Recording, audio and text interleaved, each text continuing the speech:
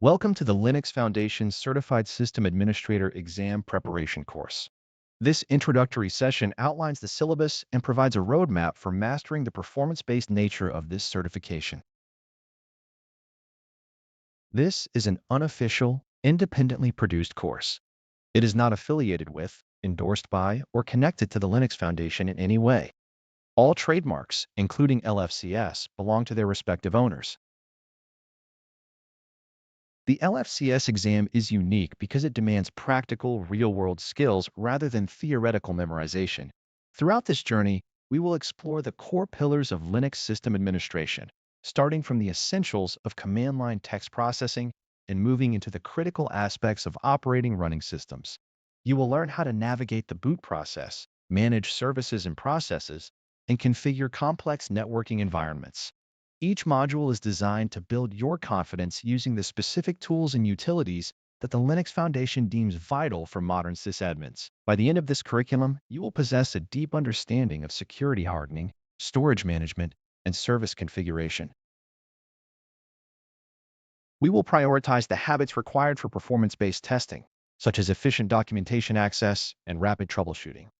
You will practice with man pages, internal command help, and the specific browser-based interfaces you are likely to encounter during the exam. Beyond mere syntax, I will emphasize the analytical mindset necessary for debugging kernel panics or resolving complex service failures. We will cover the mechanics of package management, user lifecycle administration, and the nuanced world of permissions and access control.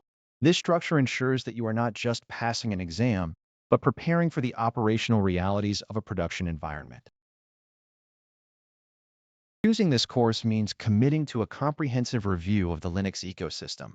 You will gain exposure to diverse topics such as logical volume management, Firewalld, and public key infrastructure. We strip away the unnecessary fluff to focus on high-impact administrative tasks that carry the most weight in the certification process. As we progress, keep in mind that the exam environment is rigorous, requiring you to be comfortable with shell scripting, process control, and network stack tuning. I invite you to approach each topic with a focus on practical application and technical precision. I look forward to guiding you through these concepts in the following lectures. Welcome back to our journey through the fundamental tools that every Linux system administrator must master, starting here with text stream processing. In this chapter, we will delve into the intricacies of pattern matching and data extraction to ensure you can manipulate logs and configuration files with absolute precision. When we discuss text processing in Linux, Grep stands as the primary instrument for searching through data streams. The core utility, Grep, utilizes basic regular expressions by default, allowing you to filter lines based on specific patterns. If you need more sophisticated pattern matching, such as alternation or complex grouping, you might consider egrep, though modern implementations generally support extended regular expressions through the -e flag. Conversely, for situations where you need to search for literal strings without any regular expression interpretation, fgrep or grep-f provides the necessary performance and predictability. Understanding the distinction between these variants ensures that your search operations behave as expected, especially when handling special characters that would otherwise be treated as metacharacters. Regular expressions consist of anchors, quantifiers, and character classes that define how the matching engine traverses your input. Anchors like the caret sign specify the start of a line, while the $sign signifies the end, providing boundary control for your search results. Quantifiers determine how many times a character or group is matched, such as the asterisk for 0 or more, or the plus sign for 1 or more occurrences. Character classes, which are defined within square brackets, allow you to specify sets of characters, like digits or lowercase letters, which simplifies patterns that would otherwise be overly verbose. Mastering these syntax structures allows you to transition from simple keyword searching to powerful data mining within vast system logs.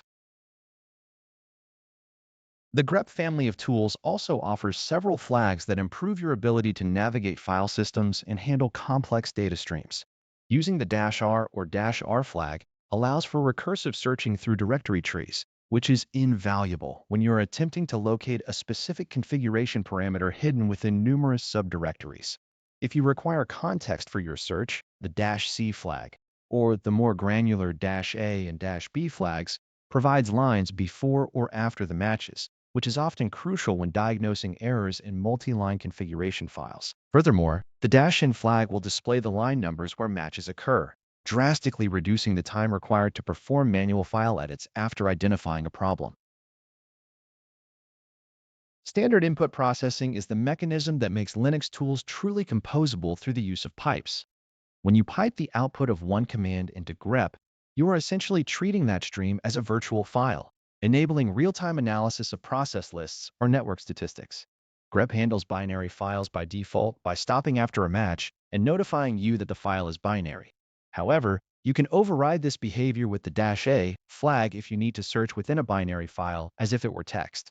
You may also need to track the exact location of a match within a file, which is where the -b flag for byte offset becomes useful. Combining these capabilities allows you to build robust monitoring pipelines where data is filtered, formatted, and diverted to its final destination without the need for temporary files. Inverse matching is perhaps one of the most frequently used features when cleaning up command output or system logs. By using the -v flag, you effectively tell the utility to display every line that does not contain the specified pattern, which acts as an efficient filter for noise.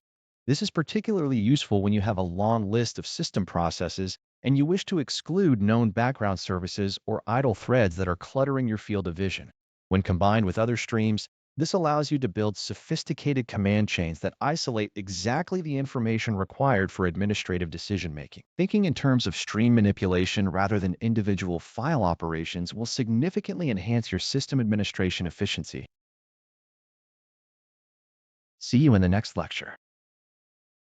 Welcome back. Today we examine the stream editor Sed, a cornerstone tool for automated text transformation in the Linux environment. The Sed utility operates by reading a stream of text line by line, performing specified operations within a pattern space, and then outputting the result. Unlike an interactive text editor, Sed is designed for non-interactive batch processing, making it invaluable for system administrators managing configuration files across complex infrastructures. When you invoke Sed, it loads a line of input into its internal memory buffer known as the pattern space, applies the instructions provided, and then writes the buffer to standard output. By default, Sed prints every line it processes, but you can suppress this behavior with the quiet flag combined with explicit print commands to filter output precisely. This functional approach allows for powerful text manipulation without ever opening a file directly, ensuring your administrative scripts remain efficient and predictable. Substitution is perhaps the most frequent operation you will perform, using the S command to replace one string with another within a line. The syntax follows a pattern of replacing a regular expression with a replacement string, and by adding the G flag at the end, you ensure a global replacement occurs rather than just affecting the first occurrence on each line. If you need to perform multiple distinct transformations, you can chain these commands using the semicolon separator or by supplying multiple expressions with the E flag. When modifying system configuration files, creating safety nets is essential. So the I flag allows for in-place editing of files with an optional suffix to generate a backup automatically. This mechanism prevents accidental data loss during automated operations, as the original file is preserved with your specified extension before the changes take effect. Beyond basic substitution, Sed offers complex flow control mechanisms through branching, loops, and labels that turn what is effectively a stream editor into a versatile scripting language. You can use labels to mark a specific point in your script and the B command to branch to that label, allowing you to bypass or repeat specific segments of code depending on conditional logic. If you need to perform more advanced operations, such as multi-line processing, Sed provides a hold space distinct from the pattern space. You can swap the contents of these buffers with the X command or append the pattern space to the hold space with the H command to build up strings over several lines. These concepts empower you to solve non-trivial text processing tasks, such as merging lines or manipulating multi-line blocks, using only standard POSIX-compliant tools. Addressing is another foundational aspect of Sed, allowing you to restrict which lines in a file are subjected to your edit commands. You can target lines by their explicit line number or use range expressions that specify a starting and ending point, such as selecting all lines from the first occurrence of a pattern until a second pattern appears. Transliteration using the Y command provides a simple yet effective way to map individual characters to their counterparts, which is particularly useful for changing case or sanitizing input streams. Once you master these constructs, you can begin writing complex sed scripts stored in files and invoked with the F flag to maintain readability for complicated operations. By focusing on these underlying mechanics, you gain the ability to perform surgical updates on system files, which is a required skill for passing the exam and managing production servers effectively. Until the next session. Welcome back. In this lesson, we will focus on the fundamentals and practical application of the Awk programming language for efficient text processing in Linux environments. Awk is not merely a utility, but a complete pattern scanning and processing language that excels when dealing with structured data, such as log files or tabular command output. Unlike Sed, which is primarily a stream editor designed for line-by-line substitutions, Awk treats input as a series of records, typically lines, divided into fields. By default, it splits these records based on whitespace, assigning the pieces to variables labeled $1, $2, and so on, while $0 represents the entire record. If you are dealing with files that use different delimiters, such as a CSV formatted with commas, you can easily change the behavior via the field separator variable, denoted as fs, or by using the F flag on the command line. Mastering these field variables allows you to extract specific columns of data with surgical precision without writing complex scripts in higher-level languages like Python or Perl. Beyond simple field extraction, Awk provides a robust environment for mathematical operations and sophisticated string manipulation. You can perform arithmetic directly within the processing block, making it ideal for tasks like calculating the sum of file sizes or counting occurrences of specific events in system logs. Built-in variables such as nr, which keeps track of the total number of records processed, and nf, which holds the number of fields in the current record, are indispensable for dynamic filtering. If you need to format your output professionally, the printf function offers the same level of control found in C, allowing you to specify field widths, alignment, and precision for numerical data. This is particularly useful when generating reports or normalizing command output for downstream tools. The true strength of Awk lies in its ability to handle complex logic through conditional statements and loops, which turn it into a powerful report generator. You can use an if-else structure to evaluate the contents of a field, perhaps skipping lines that contain specific patterns or acting only on rows that meet a certain criteria. Furthermore, associative arrays allow you to store and manipulate data based on keys, which is a surprisingly elegant way to aggregate information across an entire file. By combining begin and end blocks, you can initialize variables or headers before processing starts and perform final calculations or cleanup after the last line is read. This sequence of operations ensures that you can handle multi-pass requirements without needing temporary files or complex piping structures. For example, if you wanted to print the username and user ID for every account in the /etc passwd file, you would set the field separator to a colon and print the first and third fields. This approach is significantly more readable and maintainable than chaining multiple grep and cut commands together, which often breaks when the structure of the input changes slightly. As you gain more experience, you will find that a well-crafted awk command can replace dozens of lines of redundant shellcode, leading to faster execution times and lower cognitive load when debugging your automation tasks. It is helpful to view Awk as a domain-specific tool that specifically addresses the shortcomings of simpler stream editors when the data requires stateful processing. Always keep in mind that clarity is preferable to cleverness, especially when your processing chains are destined for production scripts. I look forward to seeing you in the next lesson. Hello. Let us look at the mechanisms for locating specific files within a Linux file system. In this chapter, we will explore the tools required to track down files and understand the underlying logic of searching, which is a fundamental skill for any system administrator. By mastering these utilities, you move beyond simple directory listings and gain the ability to query the file system based on precise metadata, access patterns, and specific file attributes. The locate utility is often the first tool one reaches for when speed is a primary consideration, as it relies on a pre-built database rather than traversing the live directory tree. Under the hood, this database is maintained by the updatedb command, which periodically crawls the file system to index file paths. Because of this architecture, locate is exceptionally fast, but it suffers from a limitation where it may not reflect changes made to the file system since the last update was run. When you cannot find a recently created file, it is almost always because the database has not yet been refreshed, demonstrating that while locate is efficient, it trades accuracy for performance. If you need real-time data or have complex requirements that a simple path index cannot satisfy, the find utility becomes your primary instrument. Unlike locate, which treats the file system as a static map, find traverses the live directory structure, checking each entry against the criteria you provide in the command line. This allows you to filter files by name, type, size, modification time, and even specific ownership or permission settings without worrying about database staleness. You might, for example, search for all files modified within the last hour, or identify files that lack a specific owner, which is invaluable during security audits or when cleaning up storage partitions.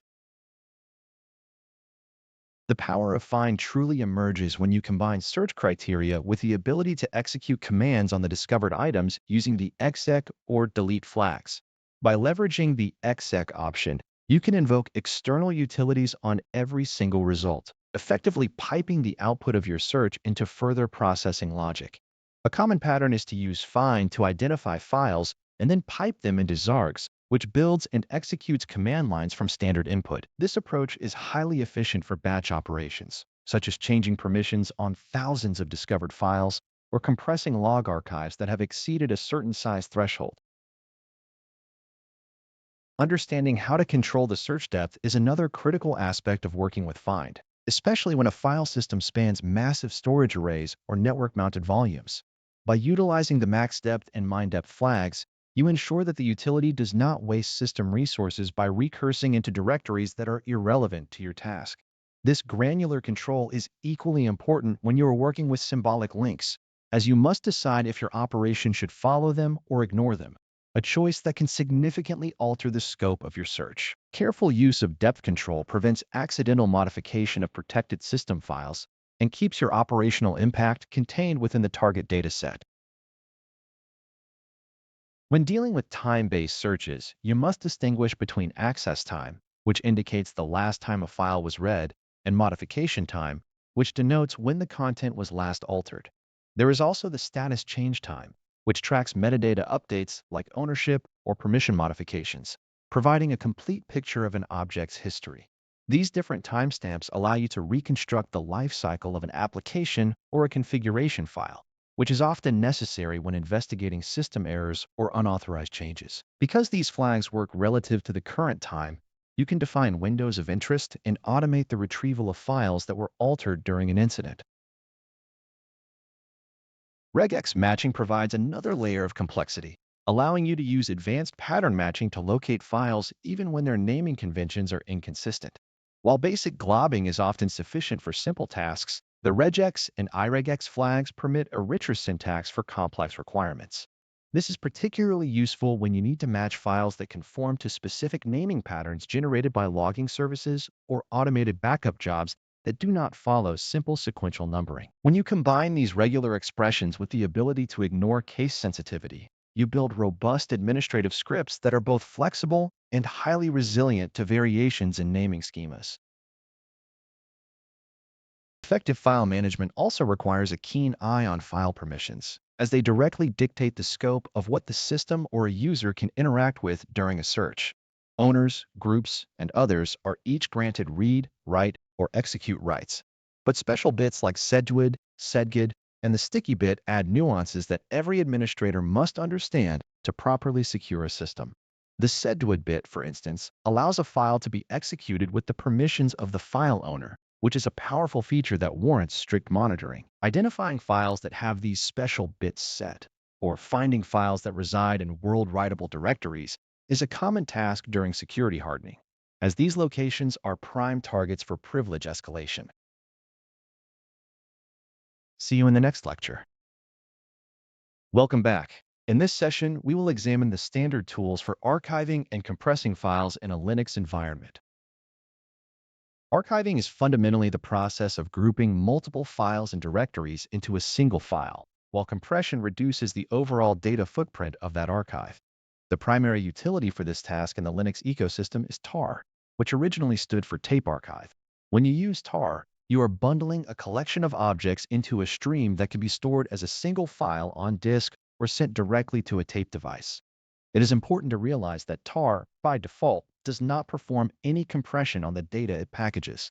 It merely preserves the underlying file structure, including directory hierarchies and, most critically, file metadata like permissions and ownership.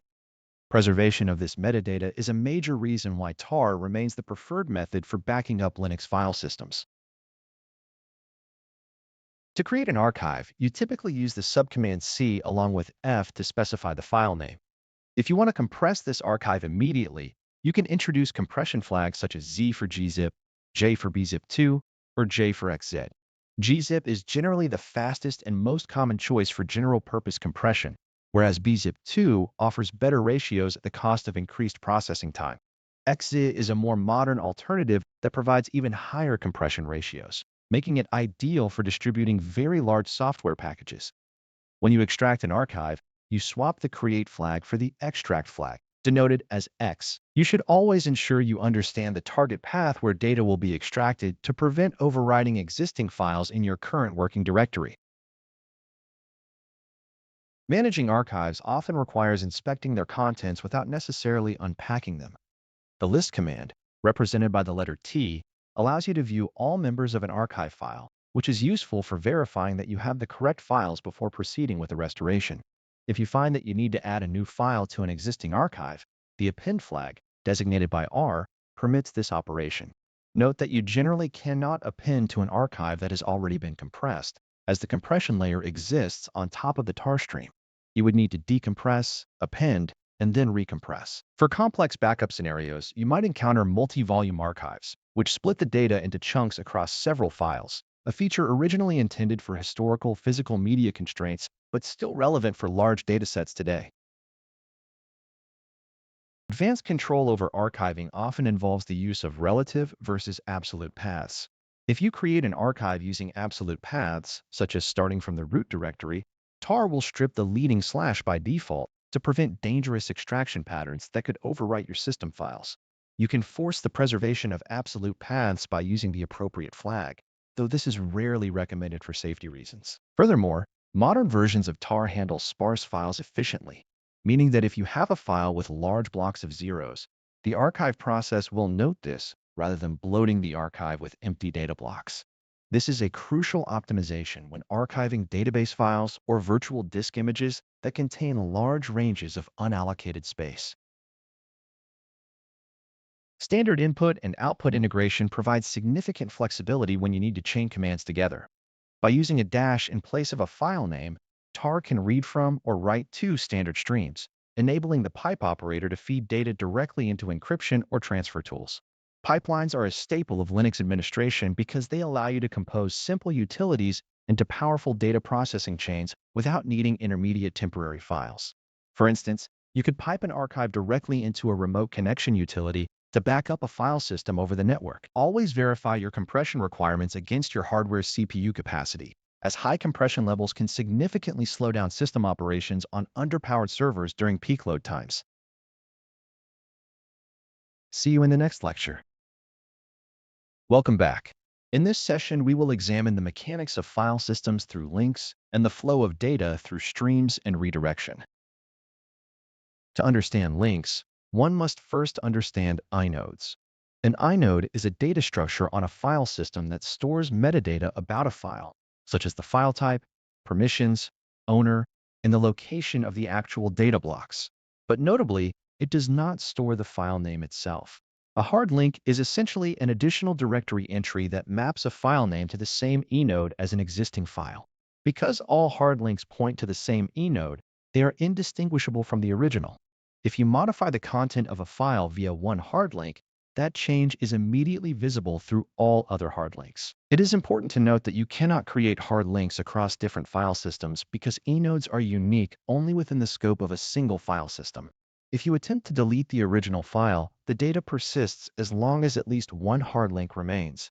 The data blocks are only deallocated when the link count reaches 0. In contrast to hard links, symbolic links, or symlinks are specialized files that act as pointers to other files or directories by storing the path to the target rather than the inode number. Think of a symlink as a shortcut in Windows or an alias in Mac OS. If the target file is deleted or moved, the symlink becomes broken, often referred to as a dangling symlink. Unlike hard links, symbolic links can span across different file systems, providing significant flexibility for organizing files in complex directory structures. When the kernel encounters a symlink during a file lookup operation, it reads the path stored within the link and restarts the resolution process using that new path. This resolution process can involve recursive steps if a symlink points to another symlink, though the kernel imposes limits to prevent infinite loops.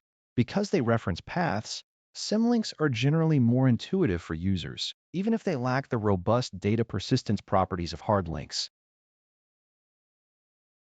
Linux processes interact with the world through file descriptors, which are integers that represent an open file or stream. By default, every shell process starts with three standard streams: standard input, represented by file descriptor 0, standard output, represented by 1, and standard error, represented by 2. When you execute a command, it typically expects input from the keyboard and sends results to the terminal window. Redirection allows us to change these destinations. For instance, using the greater than operator sends standard output to a file, while the greater than operator directs standard error to a file. This is crucial for automation, as it allows us to store diagnostic logs separately from operational output or suppress unwanted error messages by redirecting them to the null device. The null device, represented as /dev null, functions as a bottomless bit bucket where any data written to it is discarded without side effects. If you redirect stdout and stdir to /dev/null, effectively silencing the command, you ensure that no output interferes with your shell environment or log files. Beyond simple redirection, the pipe operator allows you to chain commands together by connecting the standard output of one process to the standard input of another. This is the foundation of the modular Unix philosophy, where small tools perform singular tasks and combine to create complex data processing pipelines. While pipes are transient, a here document or a here string allows you to feed multi-line input or a variable directly into a command as if it were coming from a file. When building these pipelines, it is often useful to inspect or duplicate the data flowing between commands, which is why the T command exists. The T command reads from standard input and writes to both standard output and one or more files simultaneously. This is indispensable when you are debugging a long command sequence and need to verify the intermediate results before they reach the final destination. Advanced users might also utilize process substitution, where a command is wrapped in parentheses preceded by a redirection symbol, causing the shell to treat the output of that command as a temporary file. This effectively bridges the gap between commands that normally only accept file names as arguments and pipelines that output data to stdout. Understanding these mechanisms is not merely a theoretical exercise for the exam, as they are the primary means of controlling the environment of a Linux system. Proper use of redirection ensures that processes do not unnecessarily litter the terminal with output that could be better handled by structured logging or temporary storage. When you combine these tools with the ability to manage permissions and ownership, you gain granular control over how data is processed, stored, and secured within the operating system. Master these basic streams, and you will find that even the most complex system administration tasks become manageable through consistent and predictable patterns. See you in the next lecture. Welcome back. In this lesson, we will begin our exploration of the operations of running systems by diving deep into the Linux boot process and the role of the Grub bootloader. When you press the power button on a computer, the machine performs a series of precise operations to transition from a powered-off state to a fully functional operating system environment. The process typically begins with the basic input-output system, or BIOS, or its modern successor, the Unified Extensible Firmware Interface, known as UEFI. These firmware interfaces perform a power-on self-test to verify hardware integrity before locating a bootable device.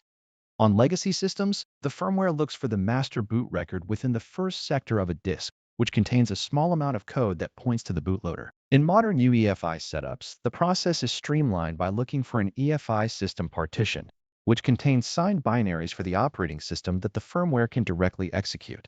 This fundamental difference in how disks are partitioned, either via the older master boot record or the modern GUID partition table, dictates how the bootloader environment is initialized.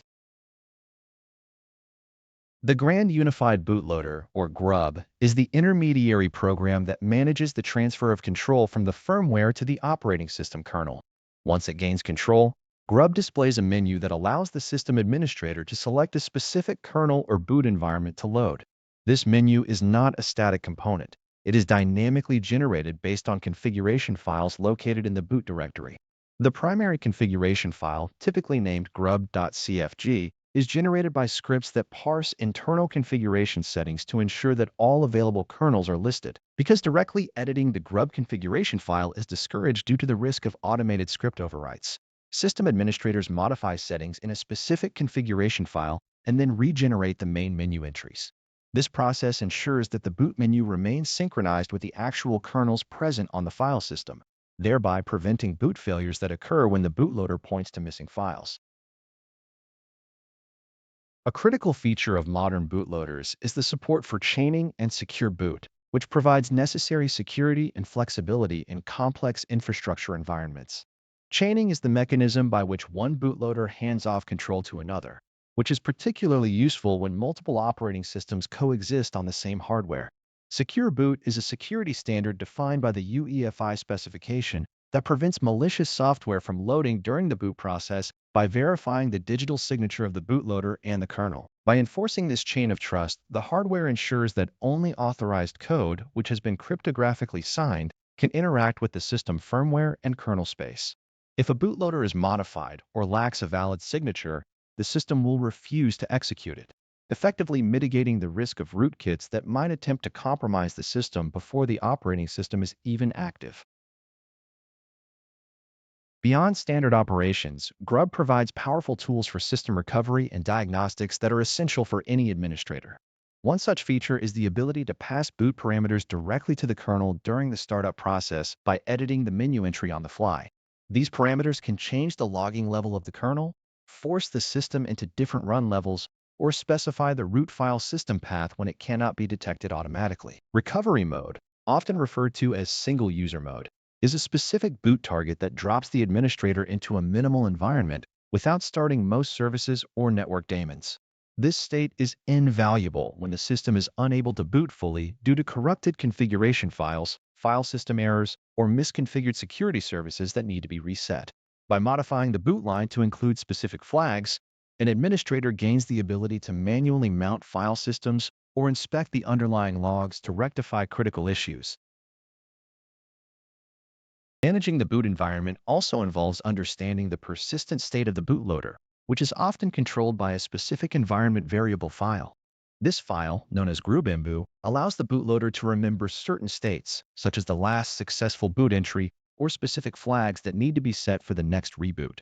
When you issue a command to reboot into a specific mode, the system writes that requirement to this file so that the bootloader reads the instruction upon the start of the next cycle. This persistence is what allows for seamless transitions between standard operation and diagnostic modes, without requiring keyboard interaction during the initial power-on phase.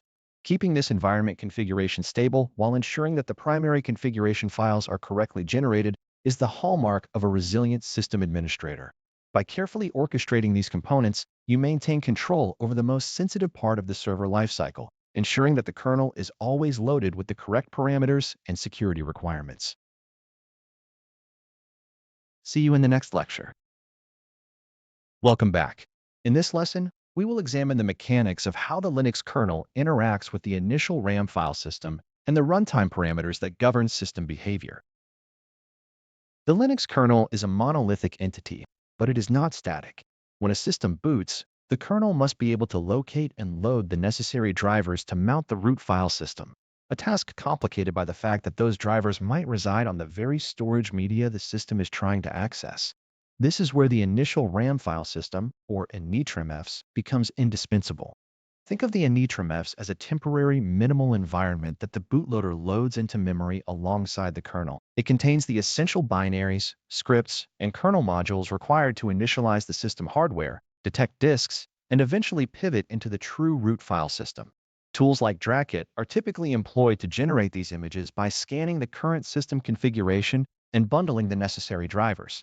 Once the kernel finds the block device containing the root file system, it performs a switch root operation, replacing the temporary Initramfs environment with the actual system binaries found on the disk. Without this intermediate step, modern systems relying on complex storage configurations like LVM or encrypted volumes would struggle to reach a functional state. While boot time behavior is dictated by the Initramfs and the kernel command line, we often need to adjust system behavior while the kernel is already running. This is where kernel parameters, commonly exposed through the profs and sysvs virtual file systems, come into play. You can inspect these parameters by traversing the froxs directory tree, where each file corresponds to a specific kernel tweakable, such as the maximum number of open file descriptors or network stack behaviors. To modify these settings on the fly, you use the 6DO command, which allows you to update kernel variables without requiring a reboot. However, changes made via 6DL are volatile memory operations and will vanish after a power cycle. To ensure persistence, we define these configurations within etc/cctl.dtot auth files located inside etc/cctl.dtot. During the boot process, the system reads these files and applies the settings, ensuring that your custom kernel tuning remains active across sessions. This workflow provides a robust mechanism for balancing performance and security requirements in production environments. Managing kernel modules is another critical aspect of system operation, as most modern drivers are compiled as loadable objects rather than built directly into the monolithic kernel. When the kernel encounters hardware for which it lacks a driver, it triggers a request to the user space, leading to the loading of the appropriate module. The modprobe utility is the primary tool for this, as it handles dependency resolution automatically by checking the module's .dat file. If you need to manually load a module, modprobe is preferred over insmod because it intelligently loads all prerequisite modules required by the target driver. Sometimes you may need to blacklist a module to prevent it from loading, which is done by creating configuration files in /etc/modprobe.dstoch. This prevents hardware conflicts or the loading of unauthorized drivers during system initialization. Understanding the relationship between these modules and the Initramfs is crucial for troubleshooting scenarios where a system fails to mount the root file system or exhibits instabilities due to driver mismatches.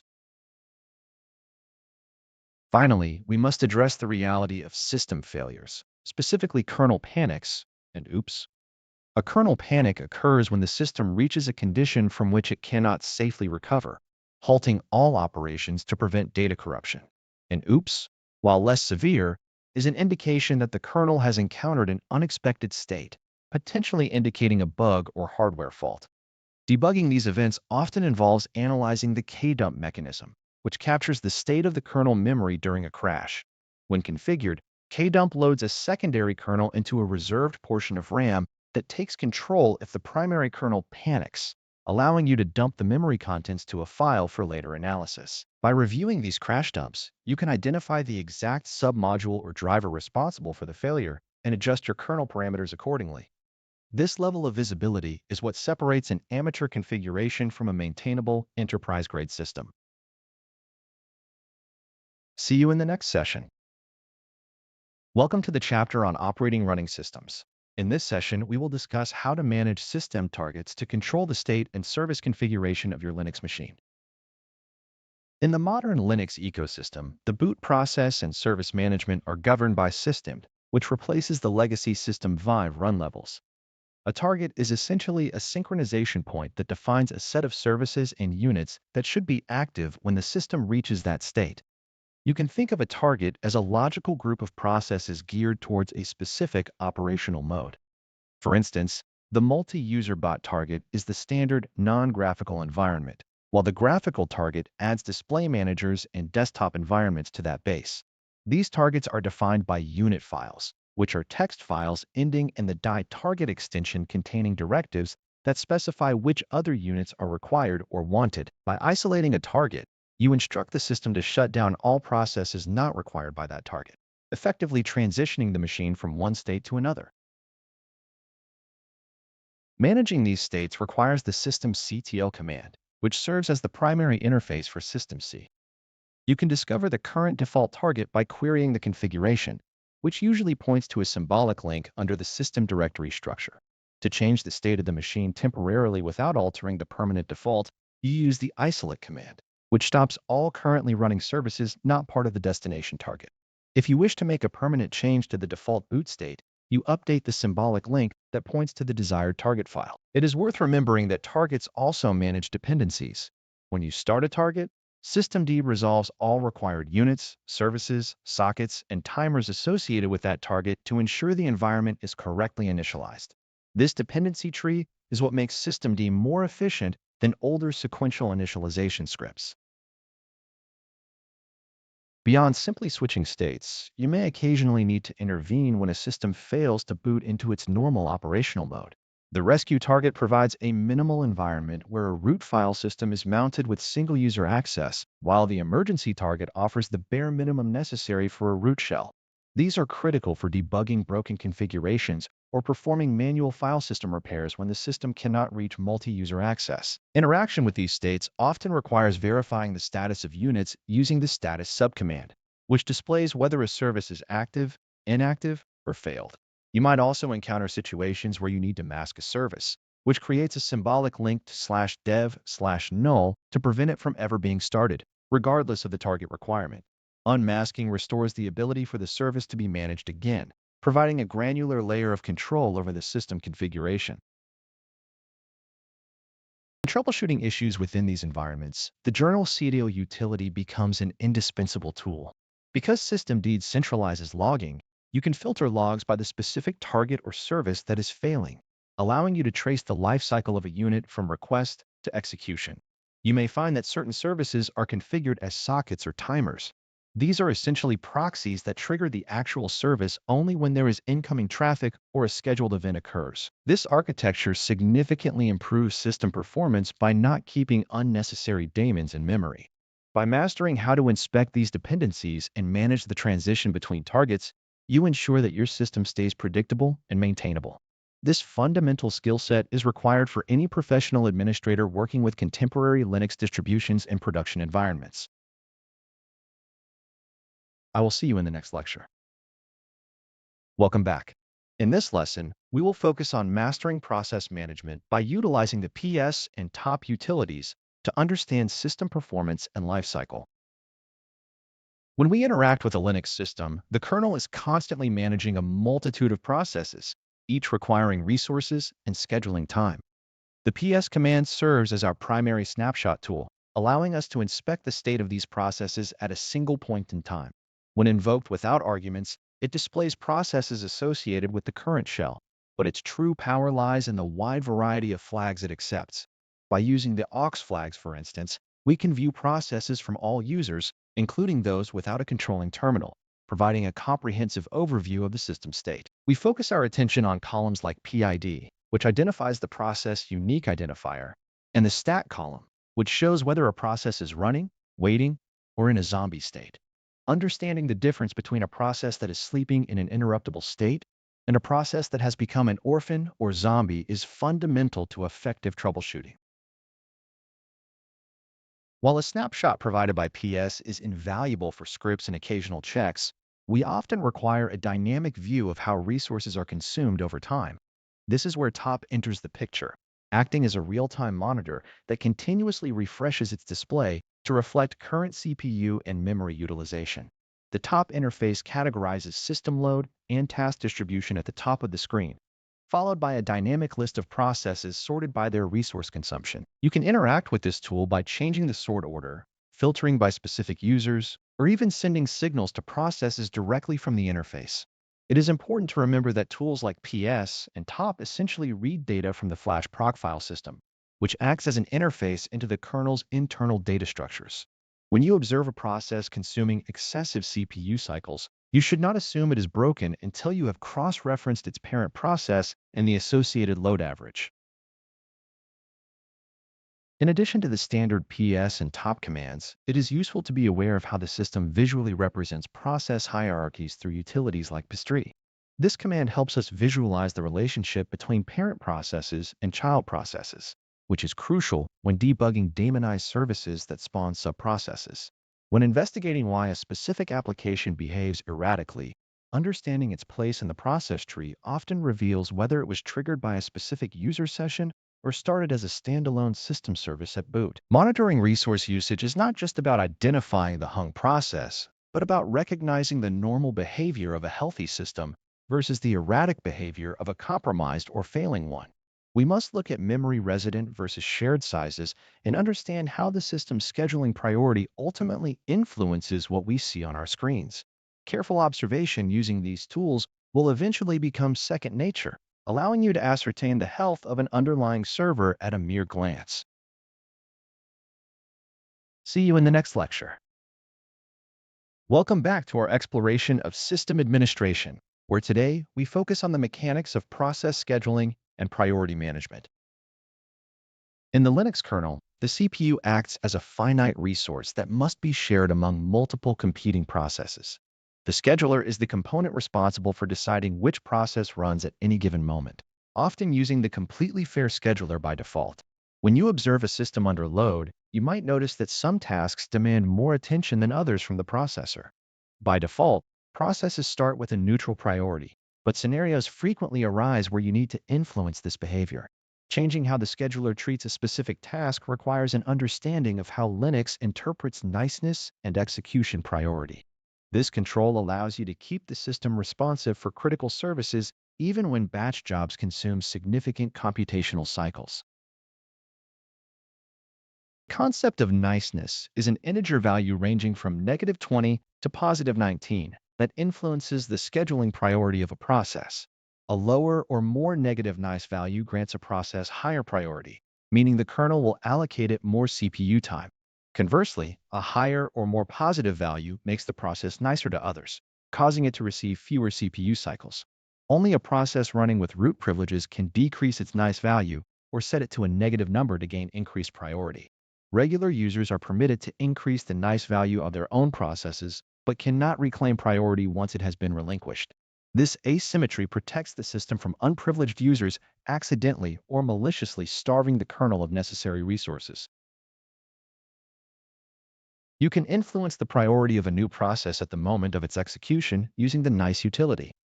Simply prefixing a command with nice followed by a priority adjustment value tells the kernel how to initialize the process state. If you do not specify a value, the shell defaults to a slight increase in niceness, but explicitly providing a value allows for fine-grained control. Once a process is already running, you cannot use the nice command to modify its priority further, as that utility is strictly for initial spawns. Instead, for active processes, we rely on the Renice command, which identifies an existing process by its unique identification number or username. Mastering these tools provides the granularity required to balance heavy workloads, such as data backups or scientific computations, against interactive shells. Beyond standard niceness levels, the Linux kernel supports distinct scheduling policies that fundamentally alter how the scheduler views a process. While the default policy provides fairness, real-time policies are available for tasks requiring deterministic latency.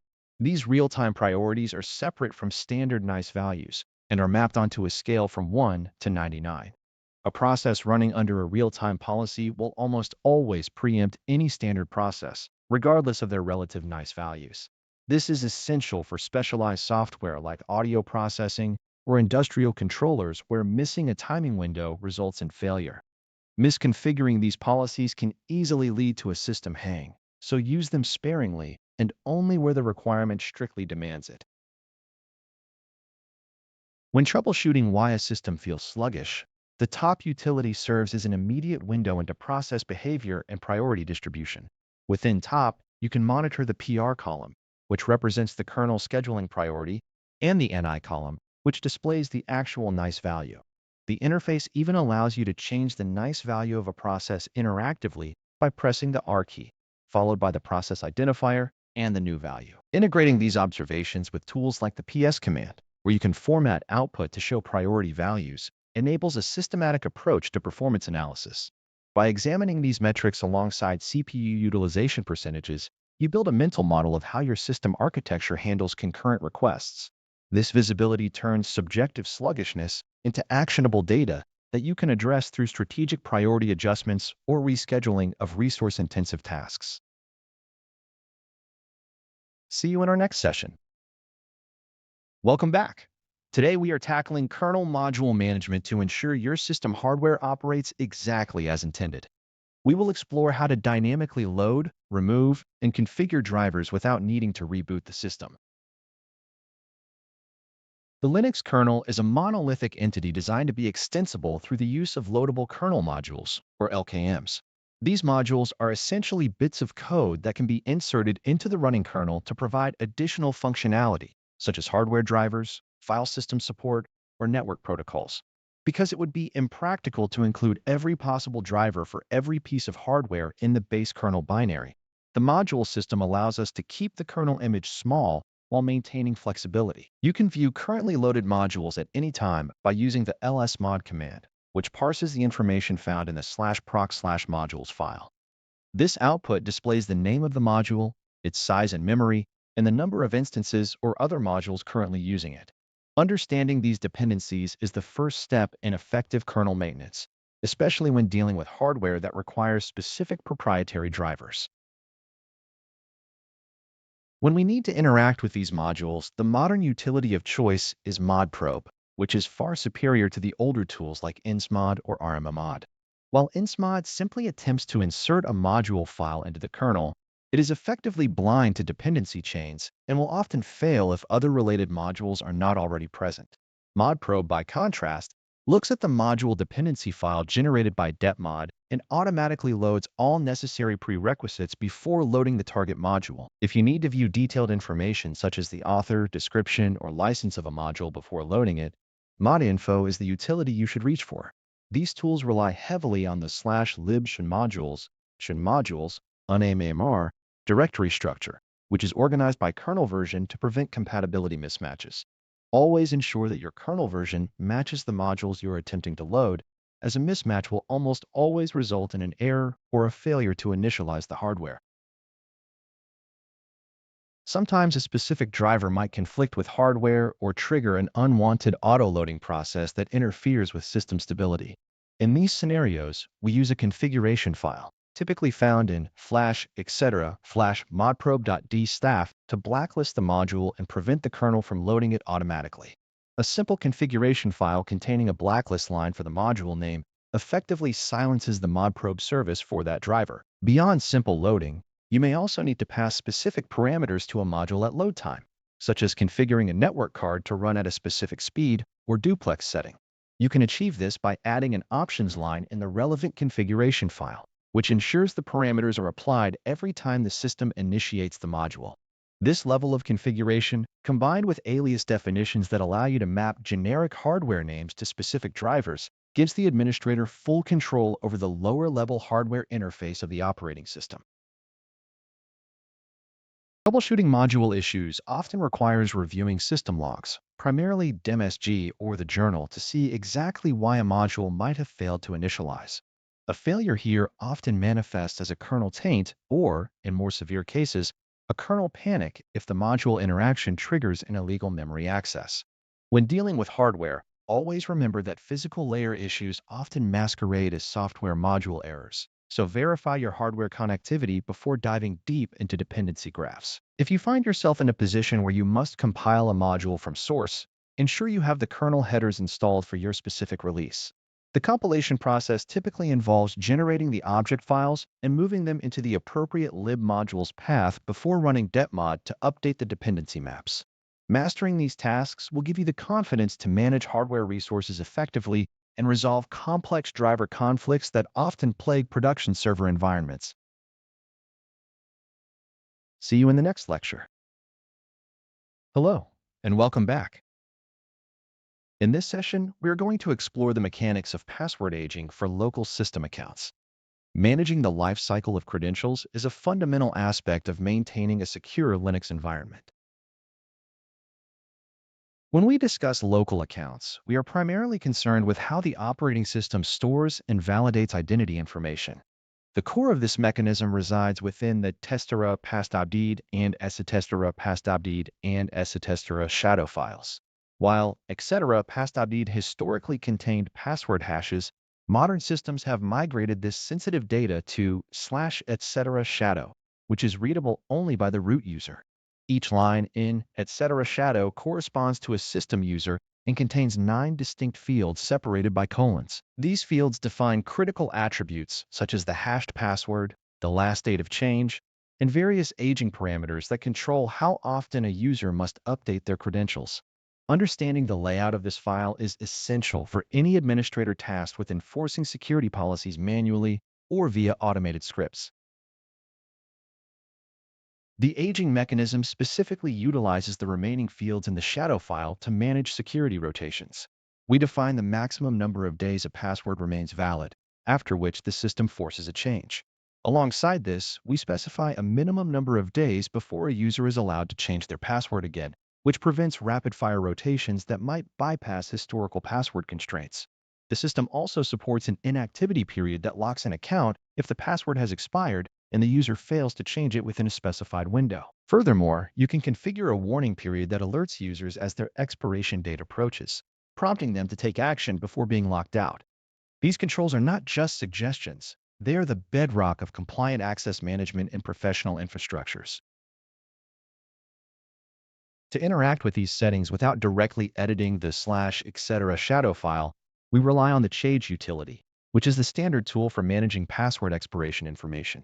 Using change with the relevant flags allows you to view or modify the attributes we discussed: maximum age, minimum age, warning days, and inactivity limits. For example, setting an account to expire on a specific date is a common requirement for temporary contractors or short-term projects. You might also encounter scenarios where you need to force an immediate password change upon the next login, which is easily achieved by manipulating the last change date field. Keeping these parameters aligned with organizational security benchmarks minimizes the risk of compromised accounts persisting in your system indefinitely. Beyond specific expiration dates, effective password management occasionally requires manual account locking and unlocking. While changing a password can sometimes facilitate this, the usermod utility provides dedicated flags to lock or unlock an account without altering the password itself. Locking an account effectively disables the login capability by prepending an exclamation mark or an asterisk to the password hash in the etc/shadow file. When you unlock the account, the system removes this character, restoring access instantly without requiring the user to reset their credentials. This administrative capability is vital for mitigating risks when an account is suspected of compromise or when a user is on extended leave and does not require active system access. As we refine our approach to user accounts, we must also consider how these settings integrate into the broader lifecycle of identity management. Every system account, even those serving non-human processes, benefits from having clearly defined aging parameters and proper permission sets. Ensuring that the shadow file remains protected with strictly limited access permissions, typically 640 or 000 depending on your distribution, is a non-negotiable requirement for audit compliance. By mastering the interaction between these configuration files and the command line utility tools, you gain precise control over the security posture of every local identity. We will build upon these foundational concepts as we explore how pluggable modules can further automate and enhance this authentication workflow in following lessons. See you in the next lecture. Welcome back to our journey through the Linux system administration landscape. Today we are exploring the architecture of pluggable authentication modules, or PAM, which acts as the invisible gatekeeper for every login and service authentication on your system. At its core, PAM is a flexible mechanism that allows system administrators to set authentication policies without recompiling applications. Instead of hard-coding authentication logic into every binary, developers use the PAM library to offload these decisions to configuration files stored in the etc. pam.d directory. When you initiate a login, the application acts as a PAM-aware client, requesting the PAM library to handle the conversation with the user. The library reads the configuration files to determine which modules to load and how to interpret their results. You should view PAM as a stack of modular components that decide whether a user is who they claim to be and whether they are authorized to perform a specific action. The configuration files in etc/pam.d are structured into 4 specific management groups: auth, account, session, and password. The auth group handles identifying the user, usually by verifying a password, while the account group manages non-authentication criteria like account expiration or access hour restrictions. The session group takes care of tasks that must be performed before the user is given access and after they relinquish it, such as mounting directories or logging the login event. Finally, the password group manages the actual updating of authentication tokens, such as password changes. Each line in these files contains a module interface, a control flag, the module path, and potential arguments passed to that module. The control flags are perhaps the most critical aspect of PAM configuration because they dictate how the stack behaves when a module returns a specific result. The required flag specifies that the module result is necessary for the final outcome to be success. But even if it fails, the system continues through the rest of the stack. In contrast, the requisite flag is more aggressive. If the module returns failure, the entire authentication process halts immediately and returns an error without consulting subsequent modules. The sufficient flag acts as a short circuit. If the module succeeds and no previous required modules have failed, authentication is granted immediately. Perhaps the most flexible flag is optional, which typically does not affect the success or failure of the stack as a whole, except in the specific case where it is the only module listed. Troubleshooting common authentication issues, the tally or PAM_tally2 module is frequently encountered, which tracks failed login attempts and can lock accounts after a specific threshold. You may also see Nginx, which performs standard password checking against the etc. passdbd and etc/shadow files, and SSSD, which bridges authentication to remote providers like LDAP or Active Directory. Because these files are so critical to system access, incorrect edits can lock everyone out, including the root user. If you find yourself debugging a misconfiguration, you should check the logs in var/log or use the journal-cdl utility to inspect the authentication failures in real time. It is a good practice to keep an extra terminal window open as root while editing these files, just in case you accidentally revoke your own credentials. Consider a scenario where you want to enforce a password complexity policy or integrate a new multi-factor authentication provider. You do not need to rewrite the SSH daemon or the login command binaries. You simply add the appropriate module line to the relevant service file in etc/pam.d. If you are adding a new authentication method, you must be precise with your control flags to ensure you do not inadvertently bypass security. Always ensure that the modules you are referencing are actually present on the file system, typically in lib/security or lib64/security. A typo in a file path or a missing module library will result in immediate authentication failure, which is the last thing you want on a production server. See you in our next technical deep dive. Welcome back. In this lesson, we will focus on how the Linux shell environment is initialized and customized for individual users. Understanding how the shell sets up its environment is fundamental to effective system administration and personal productivity. When you log into a Linux system, the shell does not simply appear in a vacuum, as it executes a specific sequence of scripts to define your workspace. This process depends heavily on whether you are initiating a login shell or a non-login shell, as well as whether that shell is interactive. A login shell is typically the first shell you encounter after authenticating, and it is responsible for loading global and user-specific variables. In contrast, non-login shells are usually started after the session has already begun, such as when you open a new terminal tab within a graphical desktop environment. By mastering these configuration files, you gain the ability to enforce standards across your managed systems while allowing users the flexibility to tailor their own sessions. The hierarchy of environment initialization follows a predictable pattern that you must internalize to troubleshoot configuration issues effectively. Global system settings are generally sourced from files located in the shader directory, such as /etc/profile, and the files residing within or etc/profile. When a new user is created on the system, the contents of the /etc/skel directory are automatically copied into the user's home directory to provide initial defaults. These files, commonly including bash profile, .bash login, or .profile, act as the primary entry points for shell configuration. It is important to realize that the shell looks for these files in a specific order, and the first one found is typically the only one executed unless the script explicitly sources others. Once these login files have run, the shell proceeds to evaluate interactive specific files like bashrc, which should ideally house aliases, functions, and specific shell options. Aliases and functions provide a mechanism to streamline repetitive tasks and enforce safer commands, but their scope must be understood clearly. An alias is a simple string replacement used by the shell to map a short command to a longer or more complex one. For instance, creating an alias for ls that includes color output by default is a common practice that improves readability without affecting the underlying utility. Functions, on the other hand, offer more power because they support arguments and conditional logic, making them superior for complex task automation. You can define these in your bashrc file, but keep in mind that they are not inherently exported to child processes unless you explicitly use the export command or define them in local shell scripts.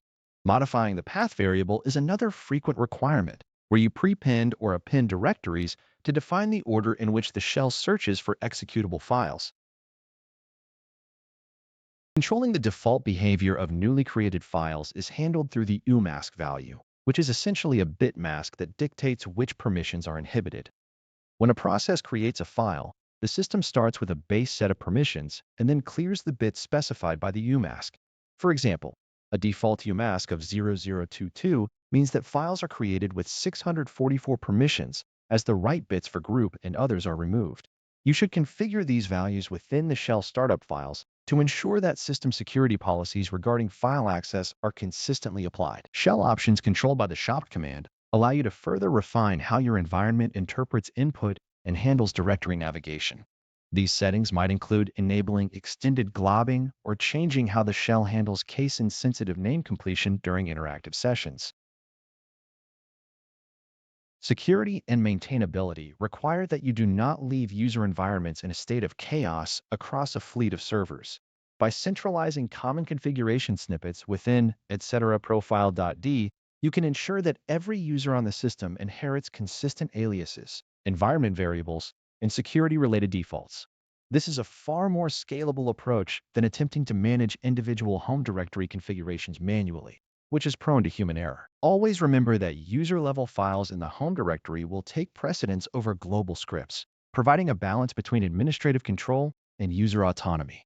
If a user complains that their path is incorrect or their aliases are not functioning, you should always check the sequence of files being sourced during their login process.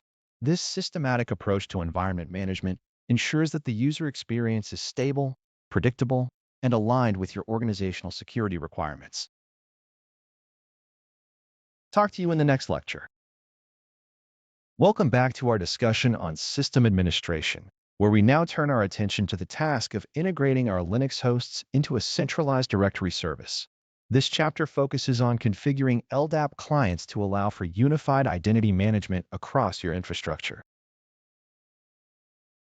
In an enterprise environment, managing individual user accounts on every single server is a recipe for administrative fatigue and eventual inconsistency.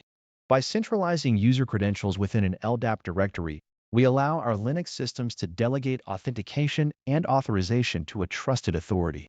This process typically relies on the System Security Services daemon, or SSSD, which acts as a bridge between the local system and the remote directory. Unlike older methods that relied on disparate modules, SSSD provides a modern, robust interface for caching credentials and providing offline authentication support. When we configure a client, we are essentially telling the system to look outside its local /etc passwd and /etc for shadow files to resolve identity information. This requires a coordinated effort between naming services and pluggable authentication modules to ensure that when a user attempts to log in, the system knows exactly whom to ask for verification. To begin the integration, you must configure the name service switch, which is controlled by the mactos /etc nswitch.conf file. This is the primary configuration file that dictates which sources the system queries to resolve names for services like passwd, group, and hosts. By adding SS to the relevant database lines here, you direct the system to include your directory service during lookups. Simultaneously, you must configure the Pluggable Authentication modules, or PAM, which handle the nuances of the login process itself. While you could manually edit PAM configuration files, tools like authconfig or the more modern realmd provide a higher-level abstraction that keeps these complex files in a consistent, functional state. For example, using realmd to join an Active Directory domain performs much of the heavy lifting, including setting up the necessary Kerberos key tabs. Kerberos is a critical component of secure directory integration, as it facilitates ticket-based authentication rather than passing clear text passwords across the wire.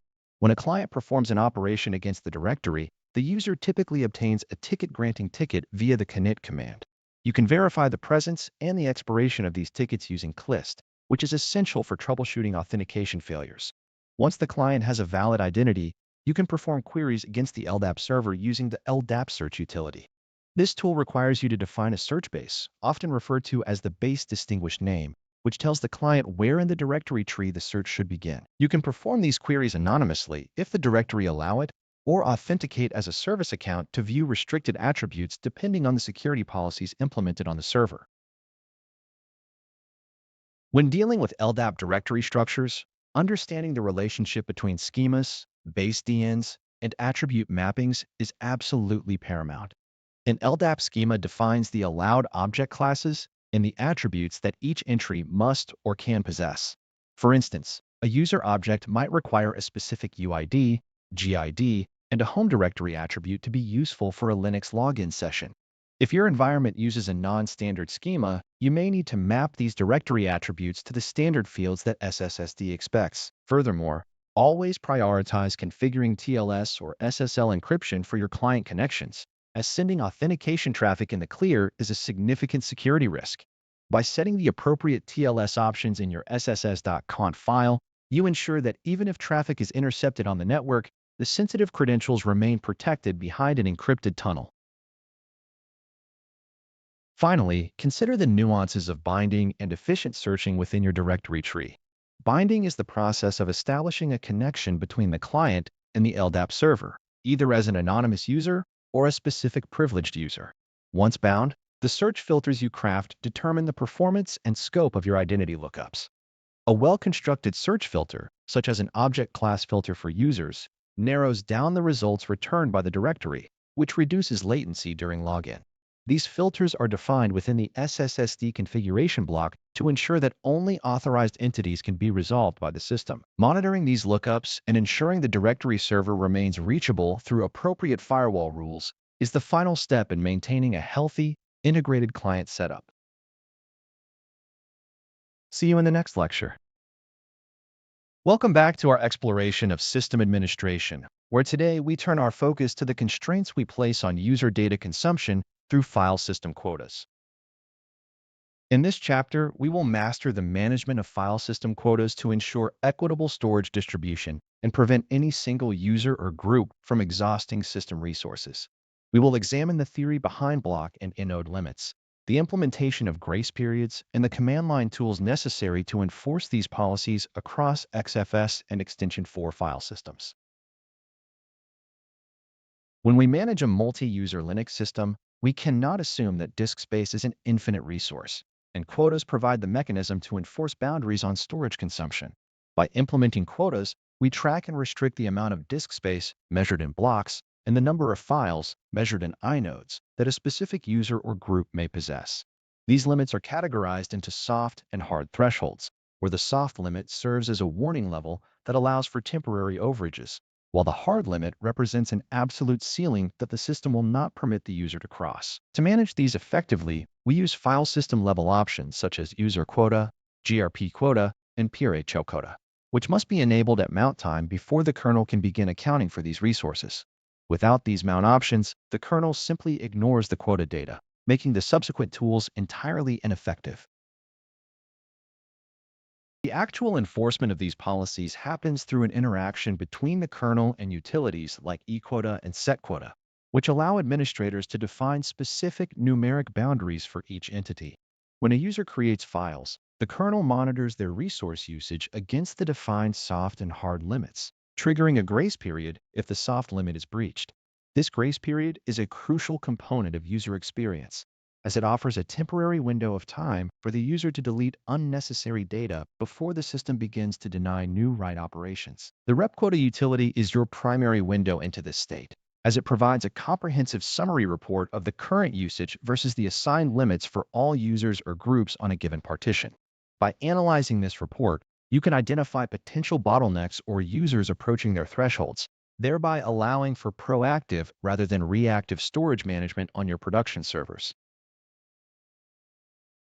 Transitioning from theory to active management requires an understanding of how we initialize the tracking databases that these utilities rely on.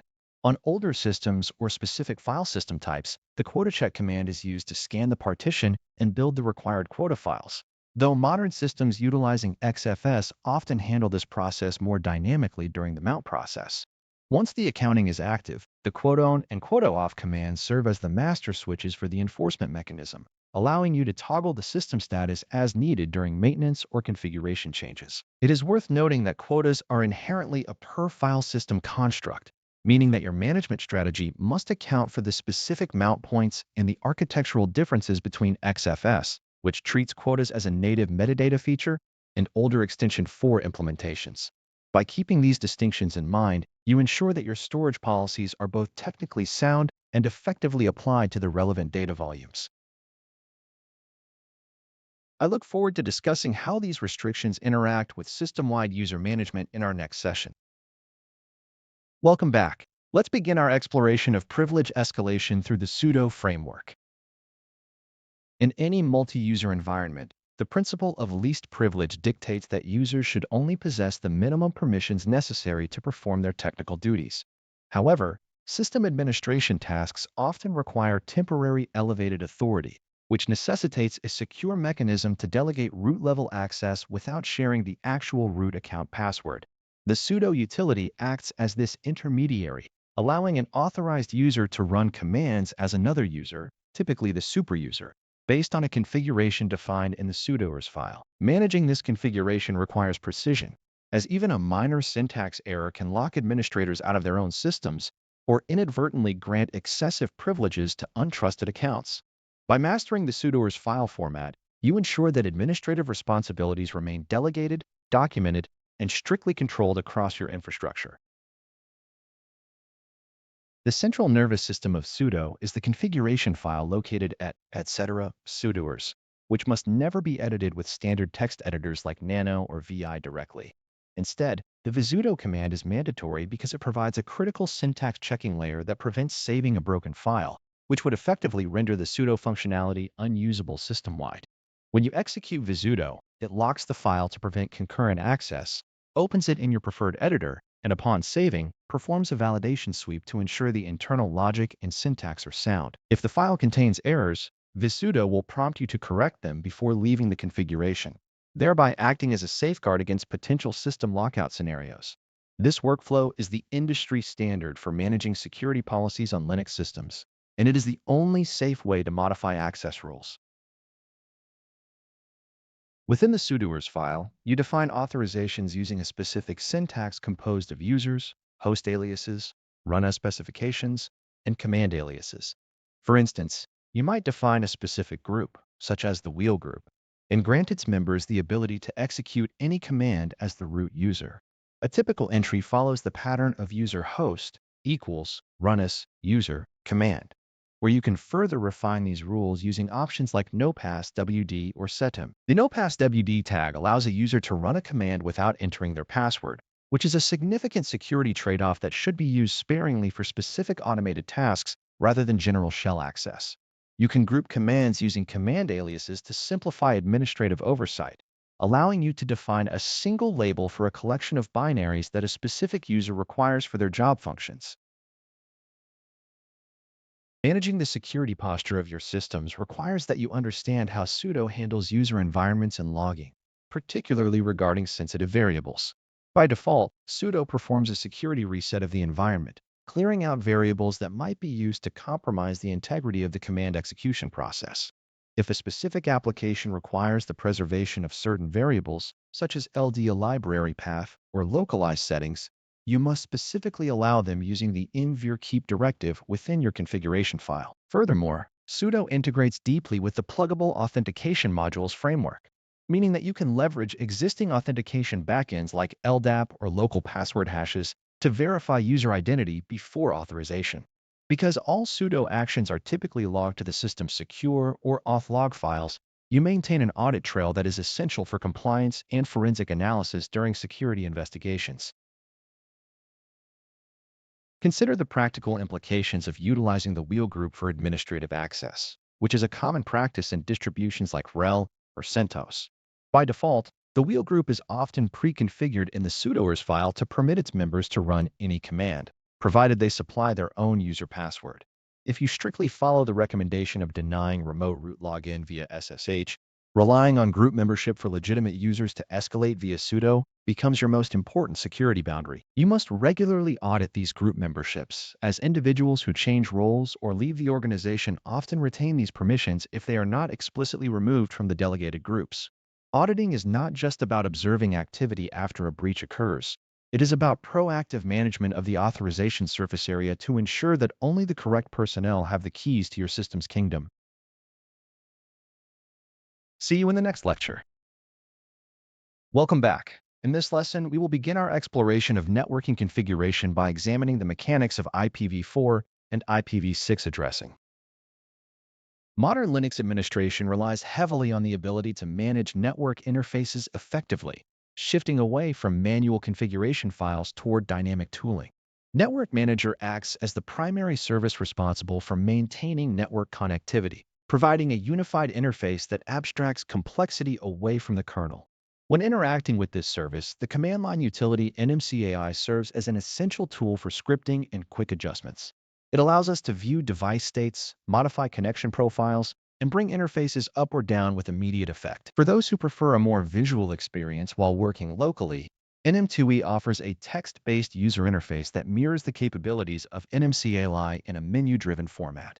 Understanding these tools is fundamental because they handle the background heavy lifting that once required manual editing of scripts in the etc. directory. Mastery of these utilities ensures that you can troubleshoot connectivity issues without relying on fragile, static configuration files. When we shift our focus to the IP command, we enter the realm of the modern Iptables suite. This collection of tools superseded the legacy ifconfig command because it interacts more directly with the netlink interface, providing a more accurate representation of the network stack. Using IP-link, we can inspect physical or virtual interfaces to determine their administrative state, such as whether they are up or down. Combining this with IP address allows us to assign both IPv4 and IPv6 addresses to specific interfaces using SHIDR notation. CSIER, or classless interdomain routing, is the standard for representing IP addresses and their associated subnet masks as a single integer, such as 24 for a C-class network. It is important to remember that while IPv4 relies on dotted decimal notation, IPv6 operates on hexadecimal blocks divided by colons. Luckily, the tools handle both formats interchangeably. In many enterprise environments, manual assignment of IP addresses is not sustainable or scalable. Dynamic Host Configuration Protocol, or DHCP, automates this process by allowing a client to request an address, a subnet mask, and a default gateway from a centralized server. On a Linux system, the DH client daemon is typically responsible for negotiating this lease and applying the received parameters to the interface. This process involves a four-part handshake consisting of discovery, offering, requesting, and acknowledgement. If the server does not provide specific details, system administrators may need to verify the default gateway for routing traffic to external networks or the metric value to determine the priority of specific routes. The metric is particularly relevant when a host is connected to multiple networks, as it guides the kernel in choosing the most efficient path for outbound data. Sometimes we also need to consider the identification of our hardware through MAC addresses. While MAC addresses are burned into physical network cards at the factory, There are administrative scenarios where spoofing or changing the visible identity of an interface becomes necessary for security or architectural flexibility. Changing this identity is usually accomplished through the link set command by specifying the hardware address field, combined with proper DNS assignment, which maps human-readable host names to our numeric IP addresses. These configurations permit the server to communicate across complex infrastructure. We must always ensure that static configurations do not conflict with the dynamic assignments managed by DHCP, as address collisions lead to unpredictable network instability. By understanding the interplay between address families, physical link states, and configuration daemons, you gain the ability to maintain robust connectivity in any environment. See you in the next lecture. Welcome back. Today, we are focusing on the intricacies of the routing table and the IP command to manage network traffic paths. In any Linux-based networked environment, the kernel relies on a decision-making structure known as the routing table to determine where outgoing packets should be sent. When you communicate across different network segments, the kernel inspects this table to identify the correct gateway or interface for the destination address. The modern interface for interacting with this table is the IP route suite, which has largely superseded the older route command. Understanding this mechanism is essential because it is the fundamental bridge your packets cross to reach their destination. If the table is misconfigured, your system may have an IP address and a physical connection, yet remain unable to communicate beyond its local broadcast domain. The routing table is not just a static list, it is a dynamic map that the system consults dozens of times per second. The most critical logic the kernel employs during the lookup process is the longest prefix match algorithm. When the system needs to send a packet, it compares the destination IP address against all available entries in the routing table, looking for the most specific match first. If you have a default route, which acts as the catch-all for traffic destined for the internet, it typically possesses the smallest prefix length of 0. Specific subnets have longer, more specific prefixes that take precedence over the default route. This hierarchical approach ensures that traffic stays local whenever possible before eventually being pushed to a gateway or router. You can view your current configuration by executing the IP route show command, which reveals the destination networks, the interfaces they are attached to, and the gateways assigned to them. Managing these routes involves adding or deleting entries to influence traffic flow, often requiring a metric to help the kernel decide when multiple paths to the same destination exist. The metric is a numerical value used as a tiebreaker. The path with the lowest metric is favored by the kernel's routing engine. If you wish to append a static route to a specific destination subnet, you would use the IP route add command followed by the destination network address and the gateway IP. While these changes are immediate, they are volatile and will disappear upon a system reboot unless they are integrated into your network configuration files. Persistence is managed differently depending on your distribution, but the logic underlying the kernel's routing decisions remains consistent across all Linux implementations regardless of the specific network manager service in use. Beyond basic routing, systems often act as gatekeepers through mechanisms like IP forwarding and network address translation. By default, most Linux kernels disable packet forwarding, treating the system as a host rather than a router, which you can verify by checking the contents of the sysdel parameter net. IPv4 by IP forward, changing this to 1 allows the system to pass packets between different network interfaces, turning it into a functional router. Masquerading or network address translation is the logical extension of this, where source IP addresses of outgoing packets are rewritten to match the address of the outgoing interface. This allows multiple machines on an internal private network to reach the external internet through a single public IP address. Mastering these concepts provides the control necessary to manage complex network topologies effectively. See you in the next lecture. Welcome back. In this session, we will examine the mechanics of packet filtering using Firewalld, which is the standard management interface for NetFilter on modern distributions. Firewalld operates under the concept of zones, which are predefined sets of rules that determine the level of trust for network interfaces and sources. By default, you might see zones such as public, home, internal, or trusted, each defining a different security perimeter. A crucial aspect of this system is the distinction between runtime configuration and permanent configuration. When you apply a change without the permanent flag, Firewalld implements it immediately in memory, but that change vanishes upon a system reboot. To ensure persistence, you must explicitly pass the permanent flag, which updates the configuration files located in /etc firewall, followed by a reload command to commit those changes to the running environment. This decoupling allows administrators to test complex rule sets before committing them to the permanent state of the server. The flexibility of Firewalld extends to service and port management, where you can allow specific traffic streams without manually crafting raw Iptables instructions. For instance, you can add a service like SSH or HTTP to a zone using the command line interface, and the system automatically opens the necessary ports associated with those services. Beyond standard services, administrators often require granular control, which is where rich rules and direct rules become indispensable. Rich rules allow you to specify fine-grained parameters such as logging, port forwarding, or limiting the rate of incoming packets from a specific source IP. Direct rules provide a way to pass custom Iptables or IP6 tables commands directly to the underlying NetFilter framework, offering an escape hatch when standard Firewalld syntax proves insufficient for highly specific requirements. Port forwarding and masquerading are two advanced networking functions that you will frequently encounter when configuring Firewalld as a gateway or firewall device. Masquerading effectively hides the internal network behind a single public IP address by performing source network address translation, commonly referred to as SNAT.